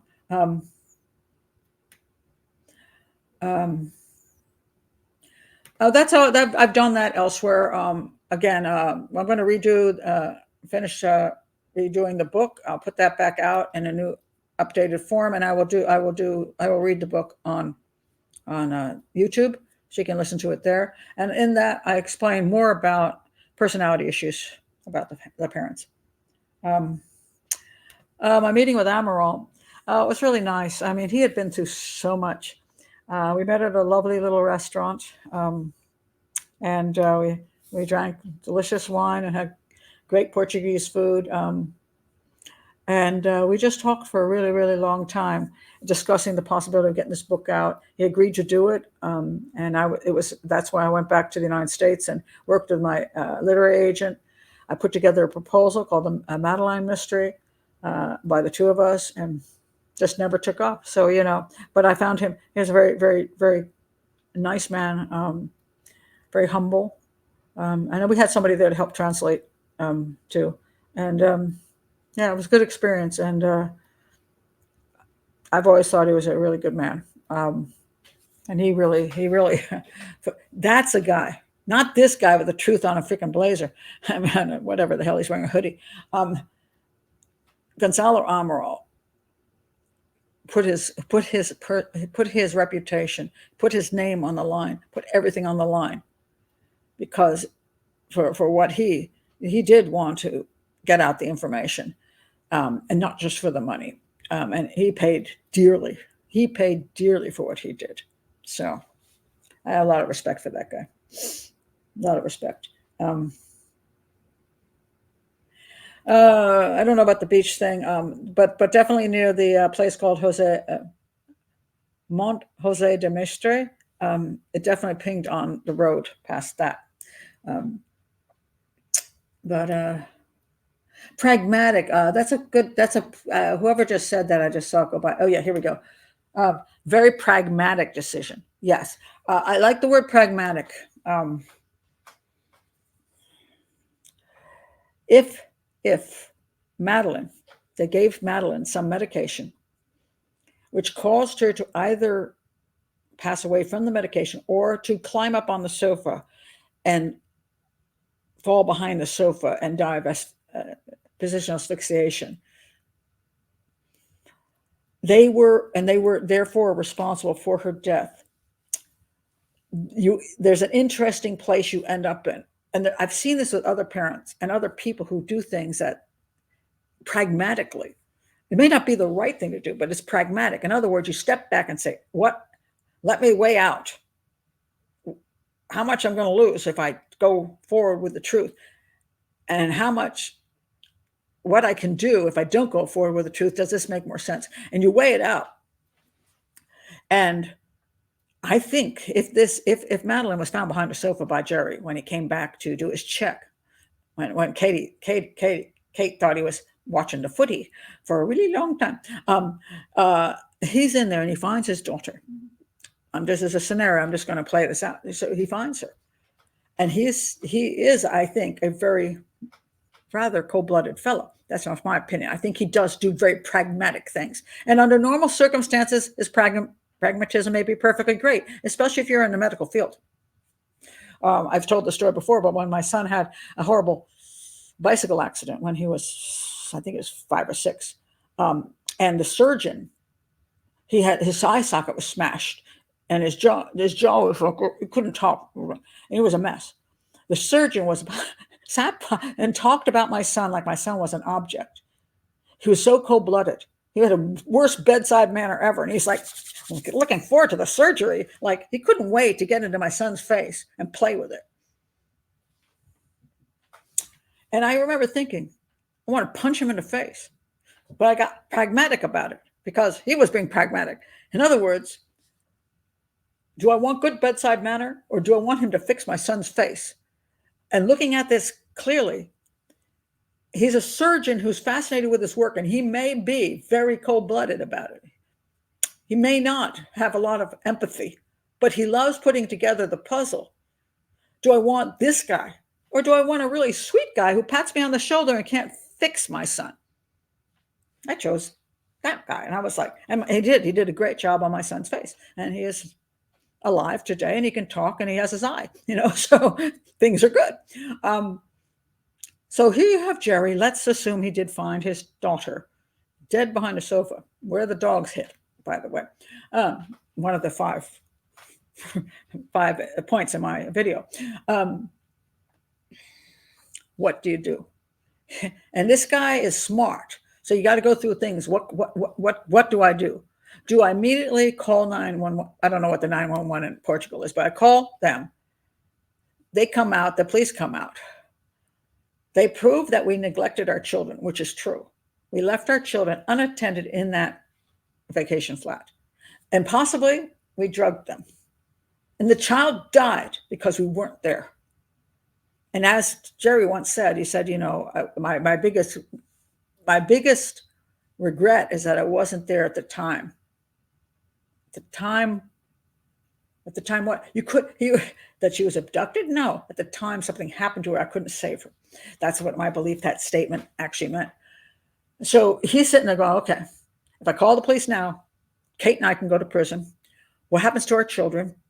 We lose our careers. Our children are taken away from us. All hell is going to break loose. It's going to be the worst thing ever. It's already worked. We've already lost our daughter. We can't bring her back. Just a horrible accident. Can't bring her back. But we can save our other 2 children. We can save ourselves. I think Jerry had the capability of making that decision in a very short period of time, pragmatically. So that I love your word there, because that's it. He looked at it and he said, I have to control the situation. And in my belief, the evidence supports that at that point he took her, removed her from the flat, walked her past the Smith family, and put her somewhere on the Roca Negra in those little, I forgot what they're called. They're things that look like this with sand and crap in them. Anyway, place to put her. And then later on, he found a better place to move her to intern her and essentially bury her. And so that she wouldn't be found. But I can't prove this stuff. People say, well, why aren't they then arrested? Well, because there's no proof of any of this. What I'm saying is the evidence supports that scenario than it supports an abduction. But they can't go to court because they don't have a body. They don't have any proof that McCanns did drug them. They don't have any proof that the Smith sighting was Jerry. They don't have proof. And they took Amaral off the case before he could finish working on it. So there you are. And I don't think this case is ever going to go to court. I think Christian Bruckner is exactly what he does say, which is just basically a patsy.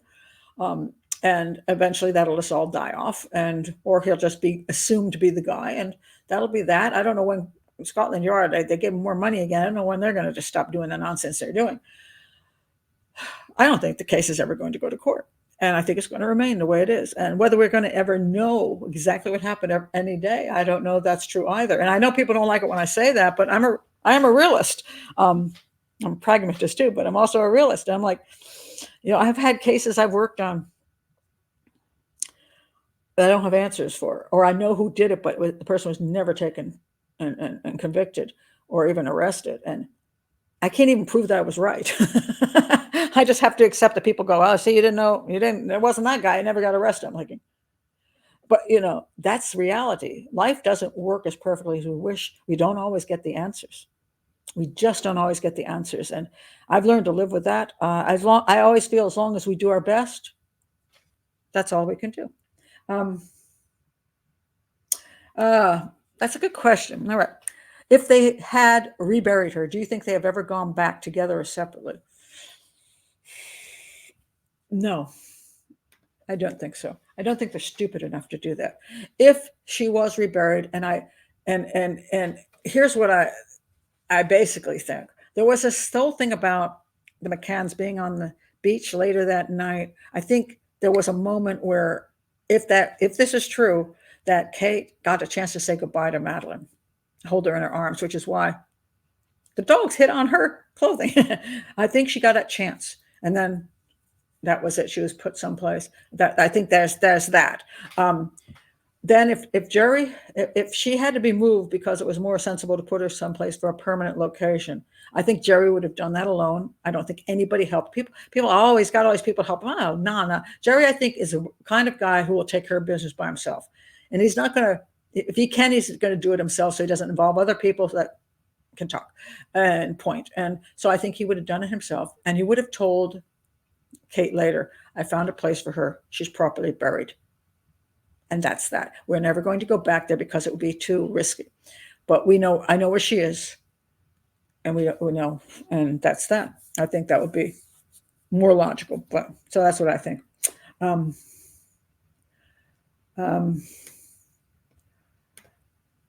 No, I don't know what one theory she accidentally fell. I've never heard that theory. I don't buy it because she was found behind the couch. I'm sorry, I take that back. She was the dogs hit behind the couch, behind the sofa. And some people thought that something happened to her and then the McCanns hit her behind the sofa. Who does that? Nobody hides a kid behind a sofa. That's nonsensical. So she would have laid there long enough. And there's a whole issue about how soon the dogs can hit on a scent. That becomes really, really, this is one of the things that gets very confusing for people. And over time, they have realized that dogs can hit on a scent way sooner of a cadaver scent, way sooner than they ever thought. And the cadaver dog did hit on behind the sofa and also on their rental car, which came later, which is really interesting. And that's why I think the body was moved from a less safe place to a more secure place. And the blood dog also hit behind the sofa. So it would seem that she fell and there was some level of blood. But nobody's going to hide her behind the sofa on purpose. I mean, that's a stupid place to hide anybody. So nobody's going to do that. So my belief would be if Jerry came back, he goes in the room, she's not there. He's looking around for her and he looks behind the sofa and there she is. And that's it. He has to remove her from behind the sofa and put the sofa back. But again, oh yeah, well, that's true. Because that guy made a crap load of money. He has been there. He's been their little spokesperson forever and ever and ever. He's making money off of that. That's his agenda.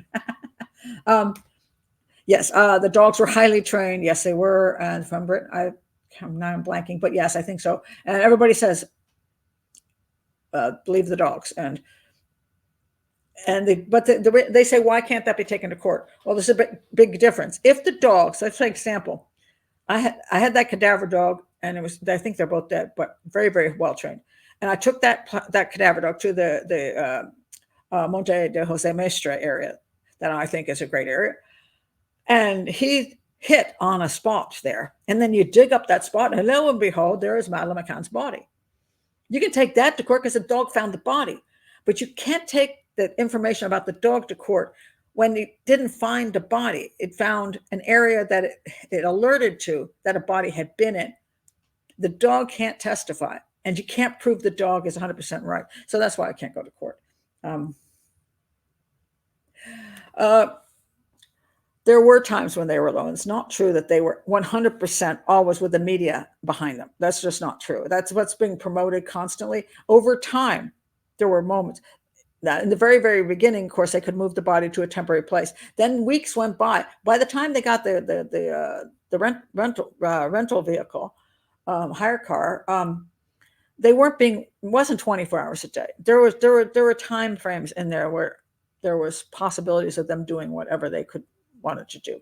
So I don't think that's exactly accurate. Let's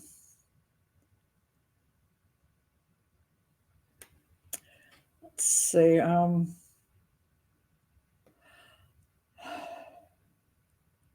Hi, Derek. I can finally say hello to you live. Hi, Derek. The comment about Kate getting a good night's sleep rubs me the wrong way. It reminds me of Casey Anthony saying that after Kaylee was dead. Oh, is there a second part of this? Where's the second part of it? But she said that after Kaylee was dead. Yeah. And we know, well, except for the jury decision, that Casey Anthony likely did something to her daughter. And she went partying and stuff, because that's what you do when after your daughter's disposed of. Anyway, yeah. Again, people act differently. People want to push that. People always act differently. You never know. Maybe they express themselves in a certain way. That's true. And here's the more tricky part. I'll say this. This is a tricky part. If a person is a psychopath and they kill their child, they might act in this way. If a person is a psychopath and they don't kill their child, but they really don't care either, they might act in the same way. So you have a problem of non-psychopathic people who have a relative amount of empathy are going to act in a certain way. I think I pointed out way long time ago, and I got attacked for this, like you wouldn't believe, but we had these two little kittens, and apparently, I think it was my daughter who left the dryer door open, and the two little kittens jumped into it, and she went back and slammed the dryer door shut and started it because she had some shoes in there or something. And I remember hearing some thumping, but I thought it was the shoes she put in there. She went back and opened up that door. And this is one of those visions you just never forget in your life.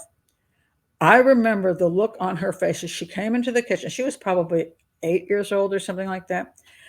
This horrified look on her face, just the worst look ever. She could hardly speak. And she pointed to the dryer. Just, When I went there and I found the two dead kittens. And this was on July, I think it was on December 24th. And our family, I still remember this too. It's just funny. I have a lousy memory as it is, but I remember sitting around in a circle with the dead cats, the dead little kittens, and everybody just so upset. And I canceled Christmas. I said, look, we'll do Christmas next week. Because there was no way we were going to get up in the morning and have a good time. I said, we'll postpone it until we can deal with this. And I got a lot of really mean comments like, what kind of mother are you? You canceled Christmas on your kids. I'm like, because we just murdered our two little kittens. It was an accidental death, but it was so horrific because we were animal lovers. It was so horrific for us that the thought of celebrating at that moment just was horrifying to us. So we didn't do it the next day. We said, so that can wait until enough time passes. So let's say I was a psychopath and well, that's what happens sometimes. Let's have Christmas. I might act that way. So if a psychopath has an accidental death of a child, they may not react the same way as a person who is not a psychopath, and that still not have anything to do with the child. Or if the child were abducted, they may act weird because they don't have the same kind of empathy. So we may misinterpret their involvement in a crime because they're psychopaths anyway. Well, in my opinion, Casey Anthony exhibited psychopathy. But so alone, I can't say that her behaviors over the lack of concern over Kaylee were because she had something to do with the case. However, all the other evidence pointed to the fact that she did something to her daughter, 100%. I believe she drugged her, and then I believe she took tape and put it across her mouth, and that's how she killed her. She taped across her nose and mouth. Once her daughter was drugged, that her daughter would die easily when she couldn't breathe. And then she put a little heart on there. So, oh, loved you. So she was, I believe, exhibited psychopathy. And then that psychopathy also led her to be a murderer. Not proven by a court of law. But yeah, so that's where it gets a little tricky, is that just because a person exhibits a personality disorder doesn't mean they committed the crime. Just means they're possibly capable of committing the crime more so than another person, and that their behaviors, you got to look at everything in totality. The totality of the evidence, which is the physical evidence, the behavioral evidence, the circumstantial evidence, put it all together and say, what does this tell us? In this particular case, I put all the evidence together, and I don't see one shred of an evidence of Madeleine being abducted, and I see a lot of evidence, physical, behavioral, and circumstantial, that points to an accidental death in the apartment and a cover-up. So,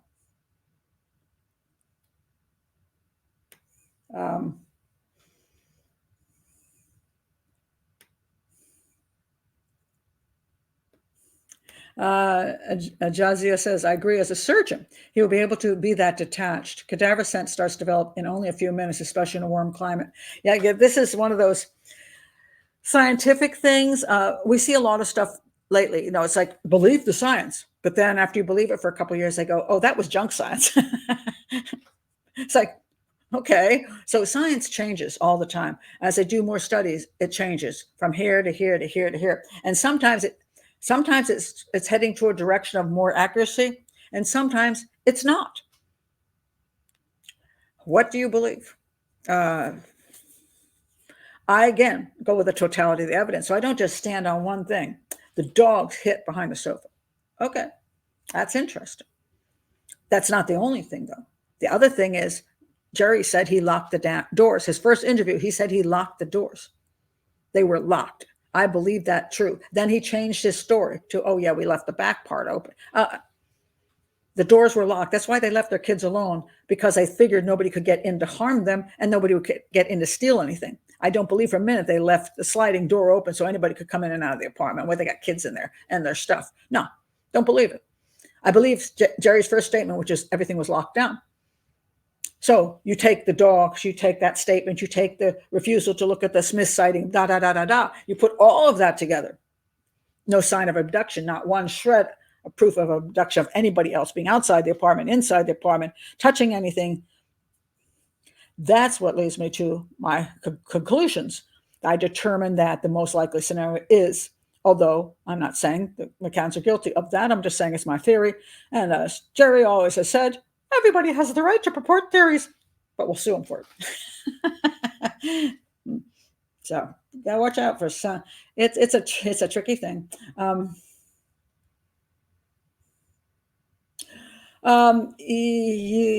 Yes, that would be, well, the neglect. They left them alone. That's a big issue right there.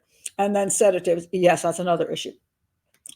There are the many that claim they're covering up sexual abuse. That they wouldn't have covered up just for neglect or just for sedatives. They would only cover up if there was sexual abuse or they sold the child or any of these other theories that are rolling around. That's not enough. I think it's enough. I think neglect and sedatives are enough. And a dead child in your vacation flat in another country, I can see that's a good reason for covering things up, because you've already lost your child. You can't bring your child back, and you say to yourself, well, I got to do what I got to do. I'll tell you what bothers me. I don't even have so much of a problem with the cover-up. What I had a problem with is the fund, which took money off of people, which is grifting and stealing money from people. And two, the fact that this massive amount of investigation had to go on the behalf of you and what you're saying happened, and of course the vicious assault legally on Gonzalo Amaral. All of these things make me not so happy. I could sort of understand the first part, but when you start doing all the rest of the stuff, I know it's still theoretically supporting what the first part was, but at a certain point, you just, the abuse of other people, it gets extreme. And I'm not okay with that. And maybe if they had taken if they had taken the money they got and given it to other children to be found, if Kate's books, entire money of Kate's books went to finding other people's children, they took nothing from either one of those, I might be a little more soft-hearted, but not so much.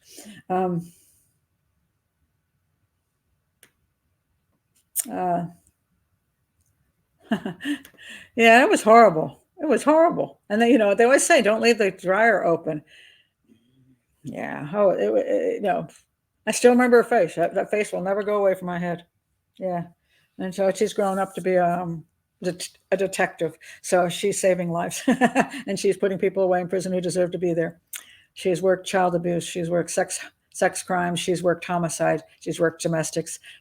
She's a year from retiring from the police department. She turned out to be a great person and loves animals. And just outside in the yard, we have a donkey, a horse, 2 llamas, 3 alpacas, a goat, chickens, and there's a couple dogs too, and a cat. So she's an animal lover. So thank God she survived that. It was really bad. By the way, if you want to see, you want to put in profiler Pat Brown and pet pig Gwendolyn, you'll see my whole story about my potbelly pig Gwendolyn, who I had for 20 years and became a famous pig. So yeah, we're animal people, but yeah.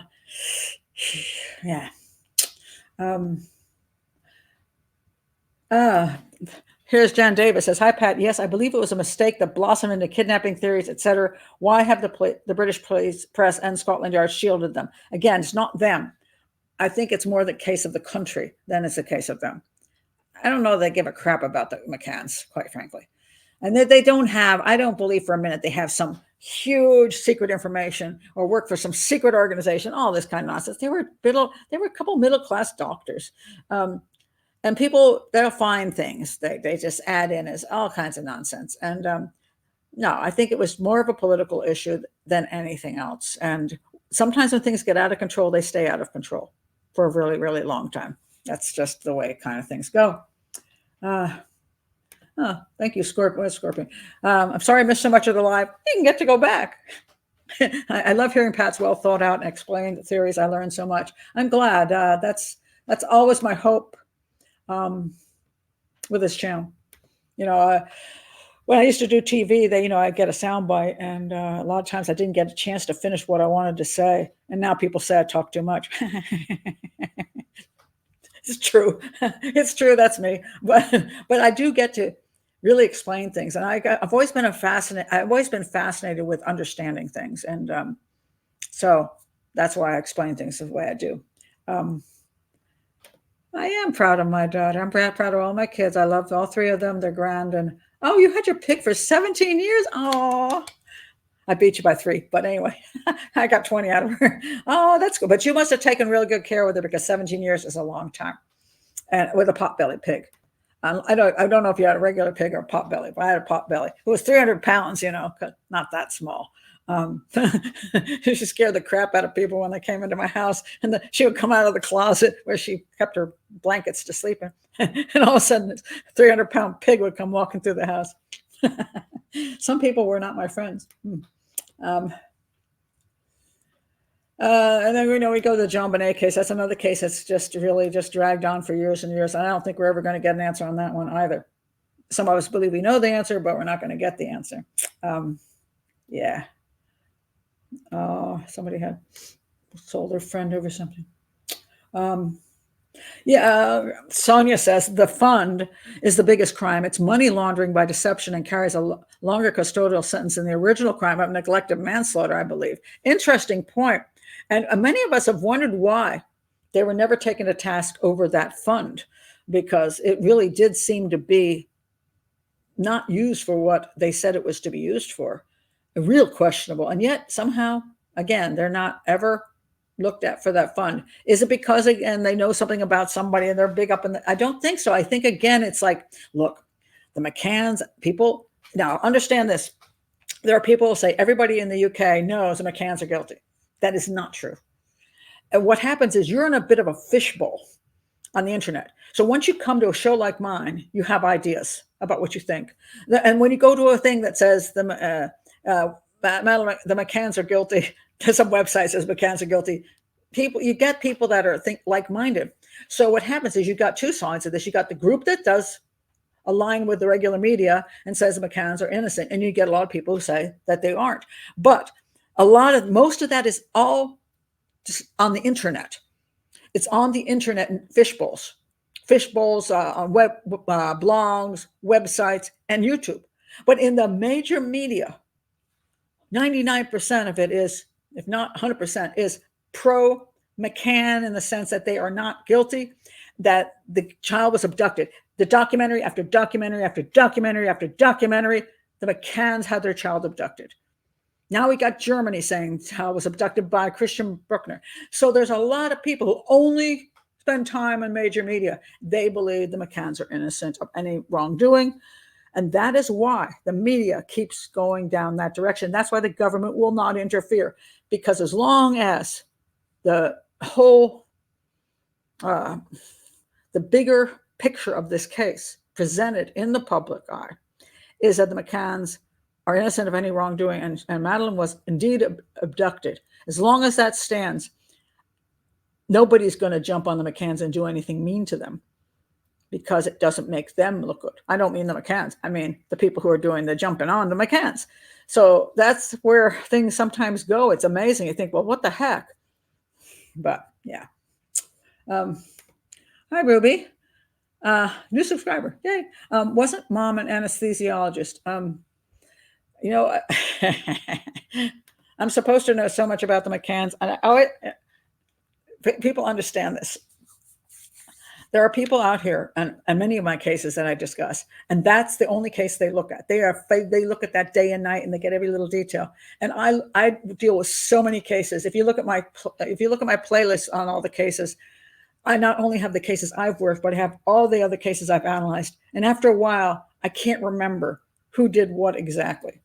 And some people actually will come back and ask me about a case, for example, that I might have done 2 years ago on not one of my personal cases, but one I analyzed. And they'll ask me why I thought this and that. I don't remember. I would have to go back and listen to my entire show to know what I even said, because it's just too much information. So the answer to this, that was a long answer to the simple question. I don't know. I can't remember what the two of them were. I just know they're doctors. And would she know how much stuff to give a child? Well, of course she should. And there's a lot of questions over what she would have given the child. Issues over what kind of drug, and that drug would have that effect. But the fact that she was checking the breathing of the other two children made me suspect that she was looking at the fact that they were all three medicated, and there were troubles from the days before. The kids were crying and weren't sleeping after they left. They were waking up, and that was the problem. They wanted to have their free time and didn't want to worry about the kids waking up, so that they gave them Calpol or something else. Made sense. Again, we don't know that the Calpol necessarily killed her. It's possible that she had Calpol in her system, was a little bit off balance, climbed up on the sofa to look for her mom and dad, fell behind it and died of positional asphyxiation. There is a possibility that she actually didn't die after they left to go to the tapas, but they were out originally on the I think on the patio having wine. And if they left from there, they might have been outside for quite a while, not worrying about the kids inside, because now they're right there. They can hear if anybody screams. But if she got up and looked looking for them, looked over and fell, she might have actually been dead before they even left the flat, because they were spending time outside. So that gets a little sketchy on the time frame there. But I don't know whether that's what killed her. But if it was in their systems, that would be concerning. If the autopsy was done, they're like, look, she's got this in her system, and then she died while you neglected her. all together, it just doesn't come out well. It doesn't.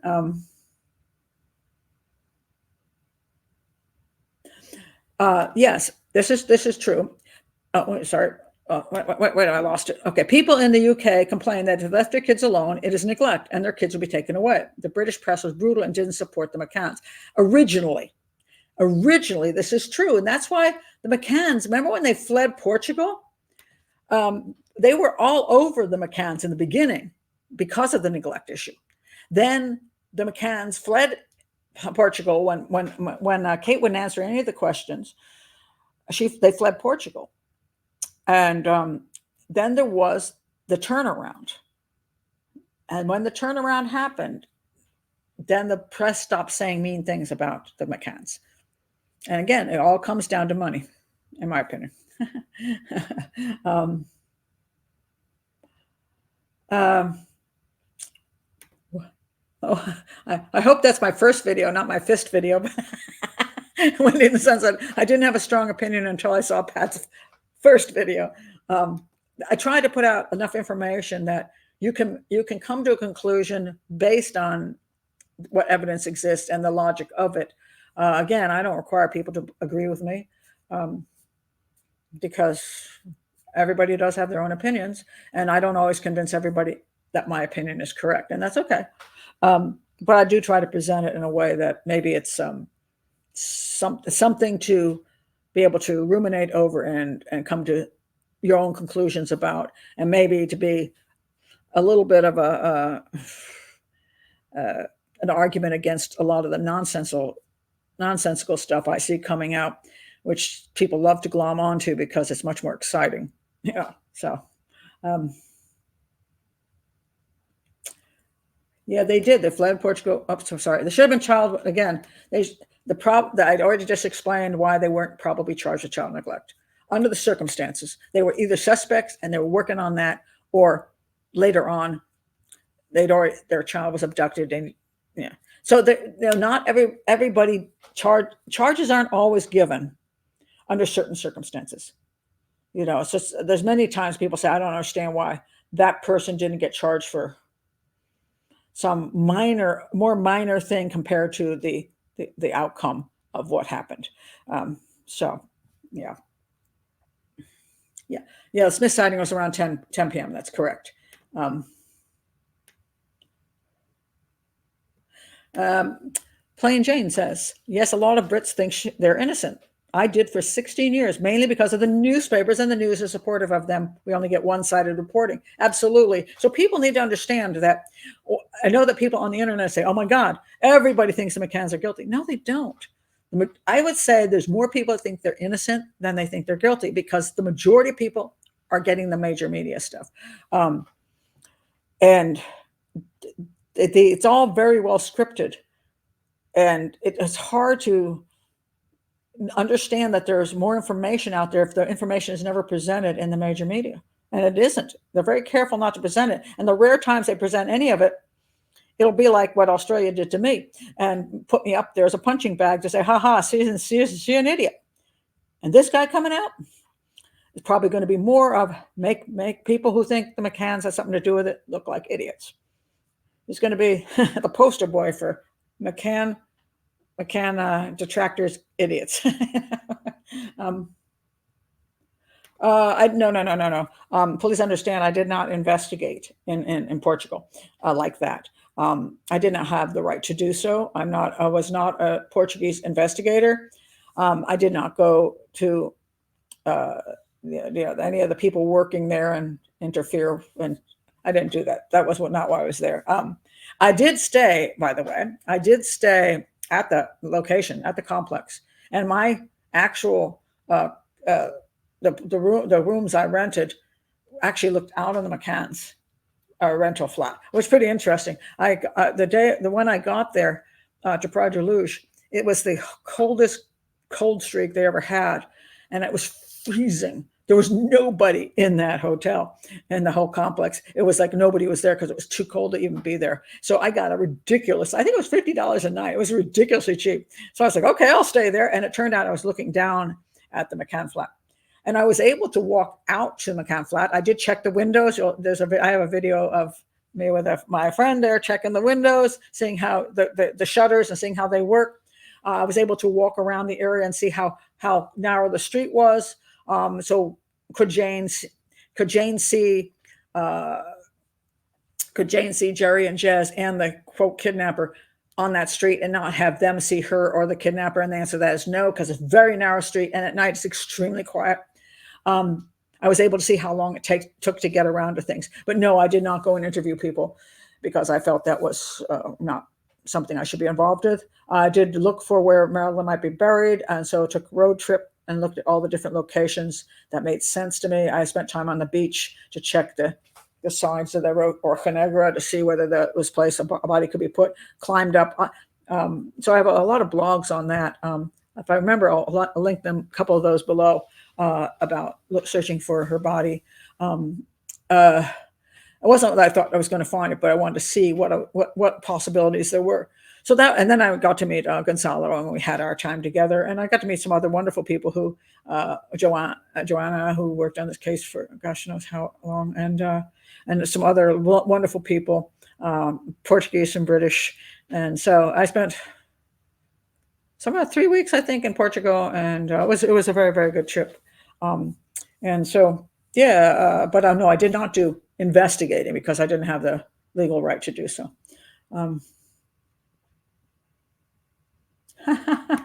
Obrigado. Obrigado. That's the only word I know. That's pretty pitiful.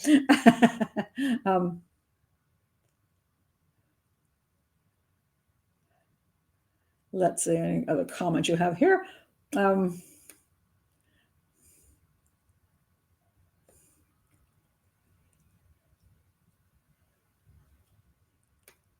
What state am I in? I'm in Maryland. I'm a Marylander. I've been here for just outside of Washington, D.C. I've been here for 40 years. 40 years. Oh my God. It's awesome. It's hard to believe. Thank you for another terrific show. I appreciate that, Candy. I respect and appreciate your point of view. I hope that at least I can clarify things and make things more understandable. And I do hope. I was starting to work on the redo of the book and everything, and then I've gotten partway through and started. Actually, what happened was I was just going to read the book out loud and just do a YouTube thing for people who want to just hear an audio. I started reading it, and I'm like, oh man, this kind of sucks. So I'm like, people are still buying this. I mean, it's not that the information isn't good. I just don't think it was well written. It didn't have an editor. I'm like, man almighty. So so I couldn't keep reading it because it bugged me. So I'm like, okay, I'll just have to edit the book, edit the book, put out a new version of the book. So it's a much better version. And of course, update it to the things I know now. And then I'll reread the new version over. And I just hope I can get that done the next 3 weeks, because I thought it'd be nice to put out with the anniversary, shall we say. But, I don't know if I can get all that done. So I'm going to try. We'll see how well I do. I'm still working. I got so much work to do. I can't get it all done. Yeah, I'll try to remember to do that. I forget often as soon as I finish a show, but I'll try to remember.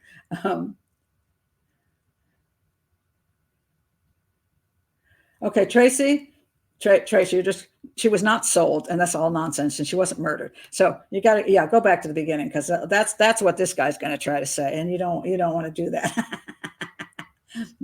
I had a great time in Portugal. It was very well received, and people were so nice. But yeah, let's see. Oh, I should make a playlist. Oh yeah, I could do that. I wish I made enough money on YouTube to hire somebody.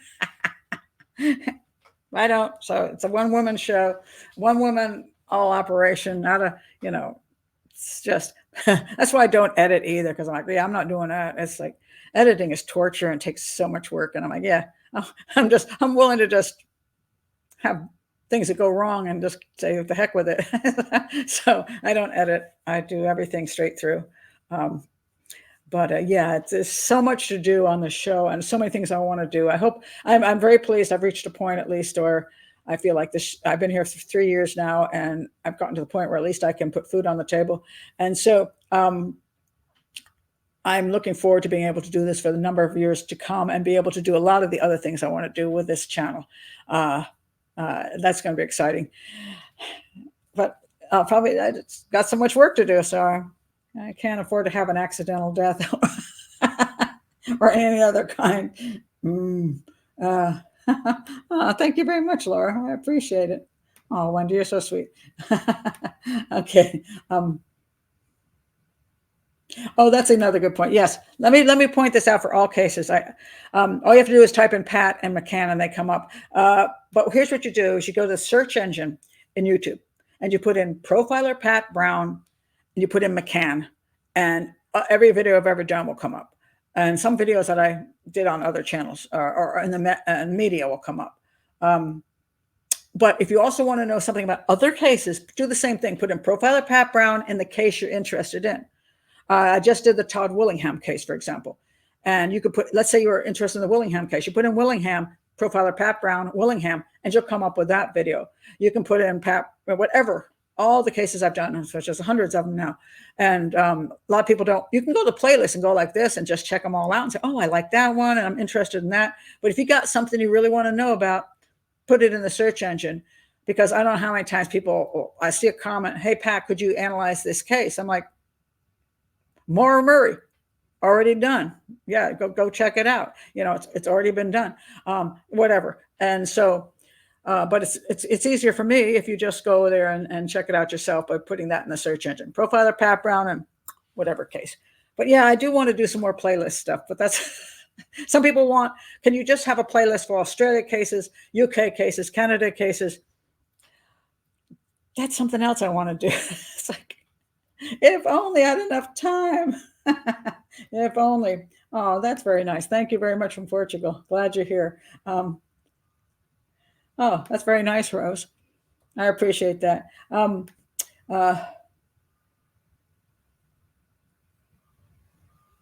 What? Have you reminded that this new book was already launched in May 2? Really? I thought it was coming out recently just coming out. I have never heard about this book coming out earlier. Do you have a link for that? Because if that's true, it's already out. He said it's coming out on May 2nd. I missed that. I mean, I just heard about this thing this morning, and there's so much information out there, and sometimes you miss all of it. Tell me if there's a link, Anne. Let's see.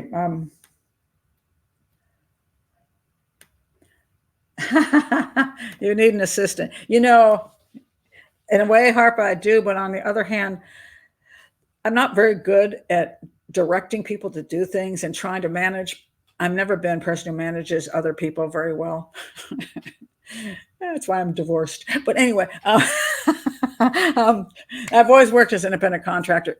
Almost everything, and never worked with an organization because I think that's just kind of who I am.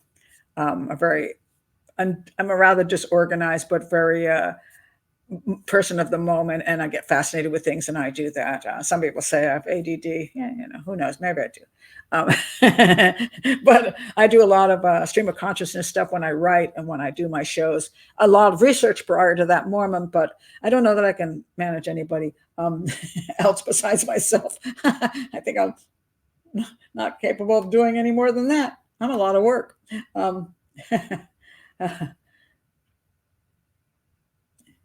Yes, and absolutely, indeed. Thank you very much. I don't even know what trying to keep anything in control in the chat room. I don't even understand how it's done. So, but thank you very much, Martina or Martina. I'm not sure how to pronounce your name still, for doing that and keeping it much. There are a couple people that I have blocked, but I think you did, for the most part, pretty good. Oh, you said they were pretty good. All right. Well, I think you helped out greatly. Truly, truly, thank you for that. I've never had anybody do that job before, but after last time when somebody said, boy, there's a guy in here and he's saying really, really rude things. I'm kind of glad I had you along. So thank you very much. I'm your spiritual sister. Oh my goodness. I'm not getting an answer on from Anne here. I was really curious whether this guy actually put the book out earlier. Huh. Let's see. Well, that's a way to look at it. ADD and ADHD is not a disease, it's a talent. We put labels on a lot of people these days. I mean, people might want to call me a lot of things, and they have in my lifetime. But I think we're just different personalities. That's what I feel. I think we have different personalities, and each type of personality is useful for different things. My mother loved to make lists, and she liked filing. Oh my God, two things I never want to do in my life. But thank God for her, because there are businesses that she worked for who are highly appreciative of her abilities. They wouldn't want to hire me. I would quit like in 40 minutes. I'd be done. She was so useful to them because she enjoyed doing that, and she helped keep their business, together. So I appreciate everybody's different abilities. I appreciate truckers, because there's a lot of guys out there who can drive for an incredible amount of hours and it doesn't bother them. I'm like, there's no way. There's no way I could drive a truck long distance. I'd lose my mind. But I get to eat. I get food that's brought to my home. I get Amazon coming here. But why? Because there are long distance truckers bringing stuff to us. So thank God for the men who can, and the women. There's women out there who can do it too, but it's a very, very male thing, most of it. But there's still females who can drive for hours on end and not lose their minds. So that's a personality thing, which I'm appreciative of people who get up early in the morning and people who can stay up all night long. So I was the person you call at 1 a.m. to go to an emergency room as a medical sign language interpreter when that was my job. And there are other people who do other things that I can't do. So, because that's not my personality. So I love all personalities. That's what makes up the world.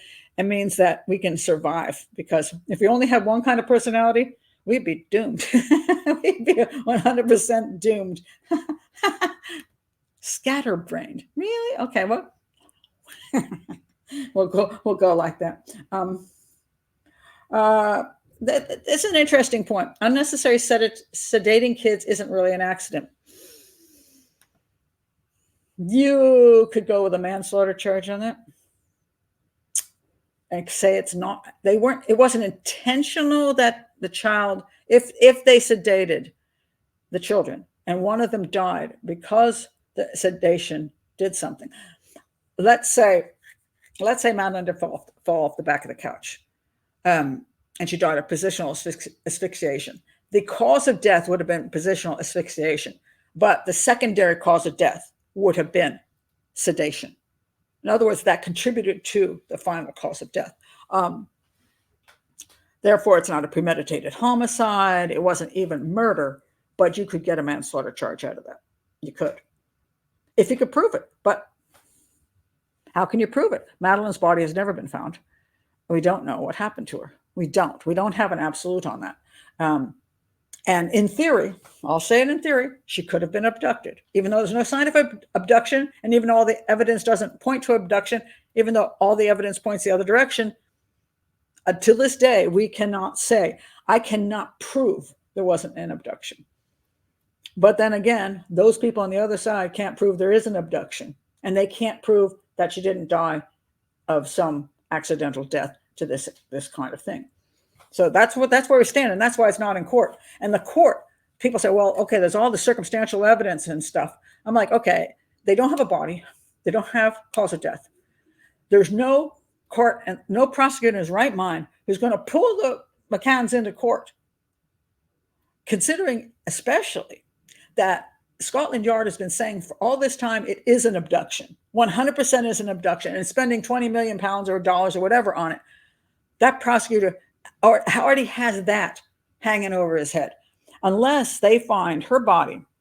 If they find her body, let's say they go up in the location I think is possible she's at, the Monte Jose de Mestre. They're doing some work up there and they come across her body. And it's in a sports bag. Don't we know that sports bag that's missing out of the McCann's flat? She's in a sports bag. You might have something then. You might, to go to court with. But barring that, a complete confession or something like that, it's not going to go to court. They're not going to go to court on circumstantial evidence. No prosecutor's that much of an idiot. You know, they're not going to do it. Uh, yes, I think that's reasonable to yes. Um, if they found her just there and tried to do CPR and she didn't, they called whatever 911 Portugal is, called for help and tried to do CPR, and they arrived and Jerry's trying to do CPR. I said, I'm a doctor, my daughter, they still have to deal with the neglect issue. And then if they found sedation, the drugs in her body, that would be the secondary problem there. They'd have two problems, the neglect and the drugs, if those two were accurate. Now, the neglect was 100% true. There's no way around that. She was neglected. She was left alone to fend for herself. And if she died while fending for herself, somebody's responsible, and that's the McCanns. And then on top of it, if they also gave her medication that caused her to perhaps be less capable of caring for herself at the age of 3, that doesn't help. So, yeah. So that's kind of where it stands. Kelly says, I wouldn't be able to live with a lie for decades. Well, it all depends on who you are and what you're protecting. There's so many that live with lies. It's quite phenomenal. And when everybody says, oh, they would have said, somebody would have said something, somebody would have given a deathbed confession, the answer to that is that's not true. That's what we believe because we think for ourselves that would be true. But you'd be surprised how many people die never saying a word. Yep. Yeah, they had IVF to have her, so she wasn't an unwanted child. Yeah, it's the whole concept that she was unwanted, all kinds of weird stuff. It's just, no. I believe she was a wanted child. I believe they loved her. I believe they loved her and her siblings. I believe that, unfortunately, they made some bad choices. And the first bad choice was leaving their children unattended. And when people say, why would you accuse the McCanns of having, why would you think they did any of these bad choices? We have proof of one, 100% proof of one of the bad choices, and that's neglect. Leaving your 3 little children completely unattended, alone, in a vacation flat. That is proof of neglect. Doesn't prove you didn't love them, it's just maybe you loved yourself more. And you're loving yourself more meant I want to go have fun with my friends, and I think they'll be fine. And maybe we'll give them a little something to make them sleep because they were not happy the night before. But we have proof of neglect. So I'm sorry. If you think I'm being mean to the McCanns, they neglected their children. And I'll stand by that. That I can't get past. These children weren't 9 or 10 years old. They didn't have a phone. You know what I mean? They weren't at an age. At a certain point, it is legal to leave your children alone. The age is much higher now than it used to be. I used to be able to leave your 6-year-old used to come home from school and be able to hang out by themselves for 2 hours.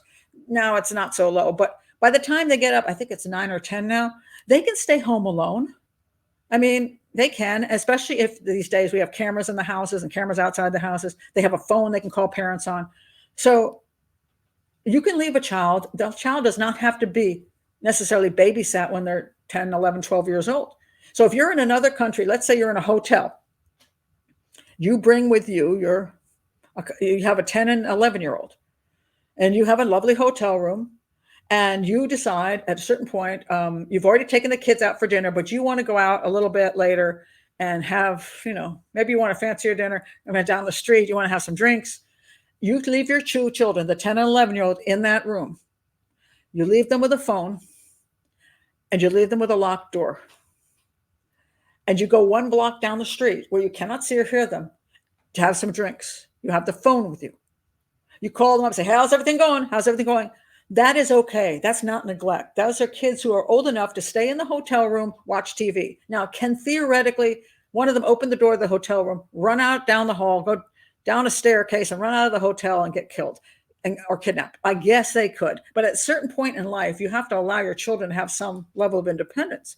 As long as you have a reasonable setup for them, you can't prevent everything in life, but you can be reasonable about it.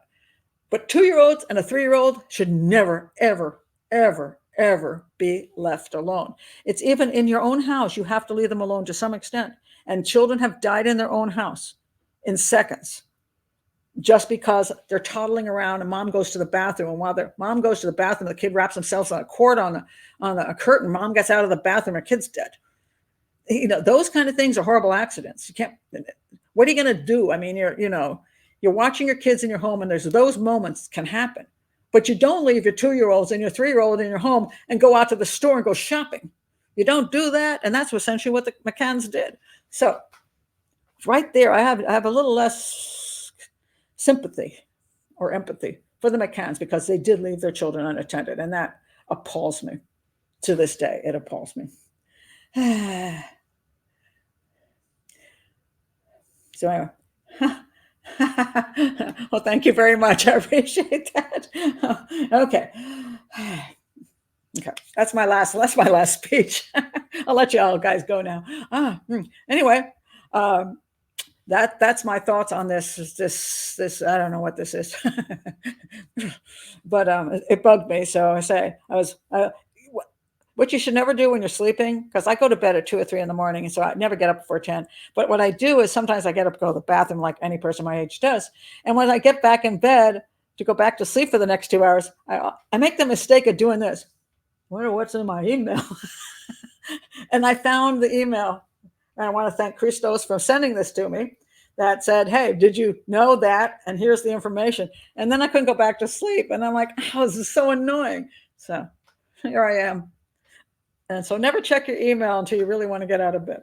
That's the clue. Oh, Lord. So I'm not going to go into all the rest of so many things I could go into. But anyway, let me stop here.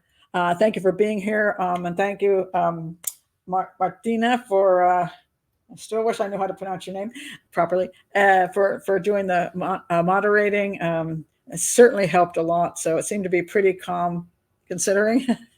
But again, most of my lives, my lives for the case analyses are going to be patron only, and my hangouts during the week. So I do 2 shows a week, patron only.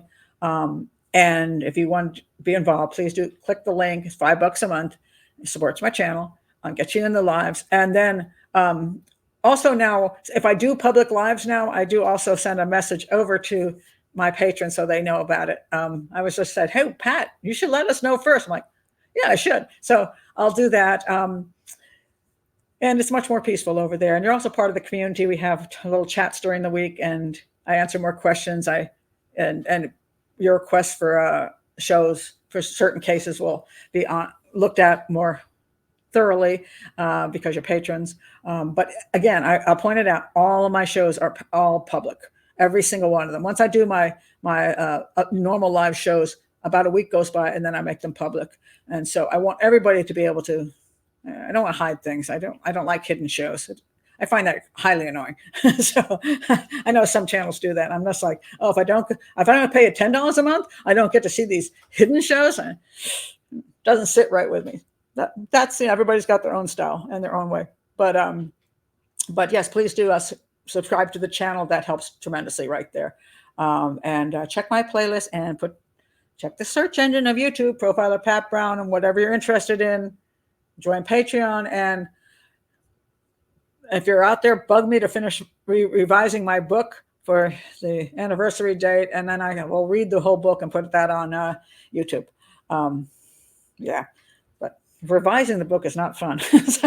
That's the kind of work I hate doing. It's called editing, and I don't like editing. So, but I'm working on it. I'm on chapter 3, so I'm getting there. So anyway, again, thank you all for being here, and I will review his book when it comes out. I'll fork that money out. I don't know, 800 pages though. I don't know how far into the book I'll get before I bail, but I will try to save you the money. If it's what I think it's going to be, I don't want you wasting your money on that book. Buy Gonzalo Amaral's book, or buy my $2.99 book when it's revised, or listen to it on YouTube. But I don't know what he's going to charge for that nonsense, but I'm going to think it's going to be hefty. So anyway, I will buy that sucker, and I hate doing it. So don't you do it. See you soon.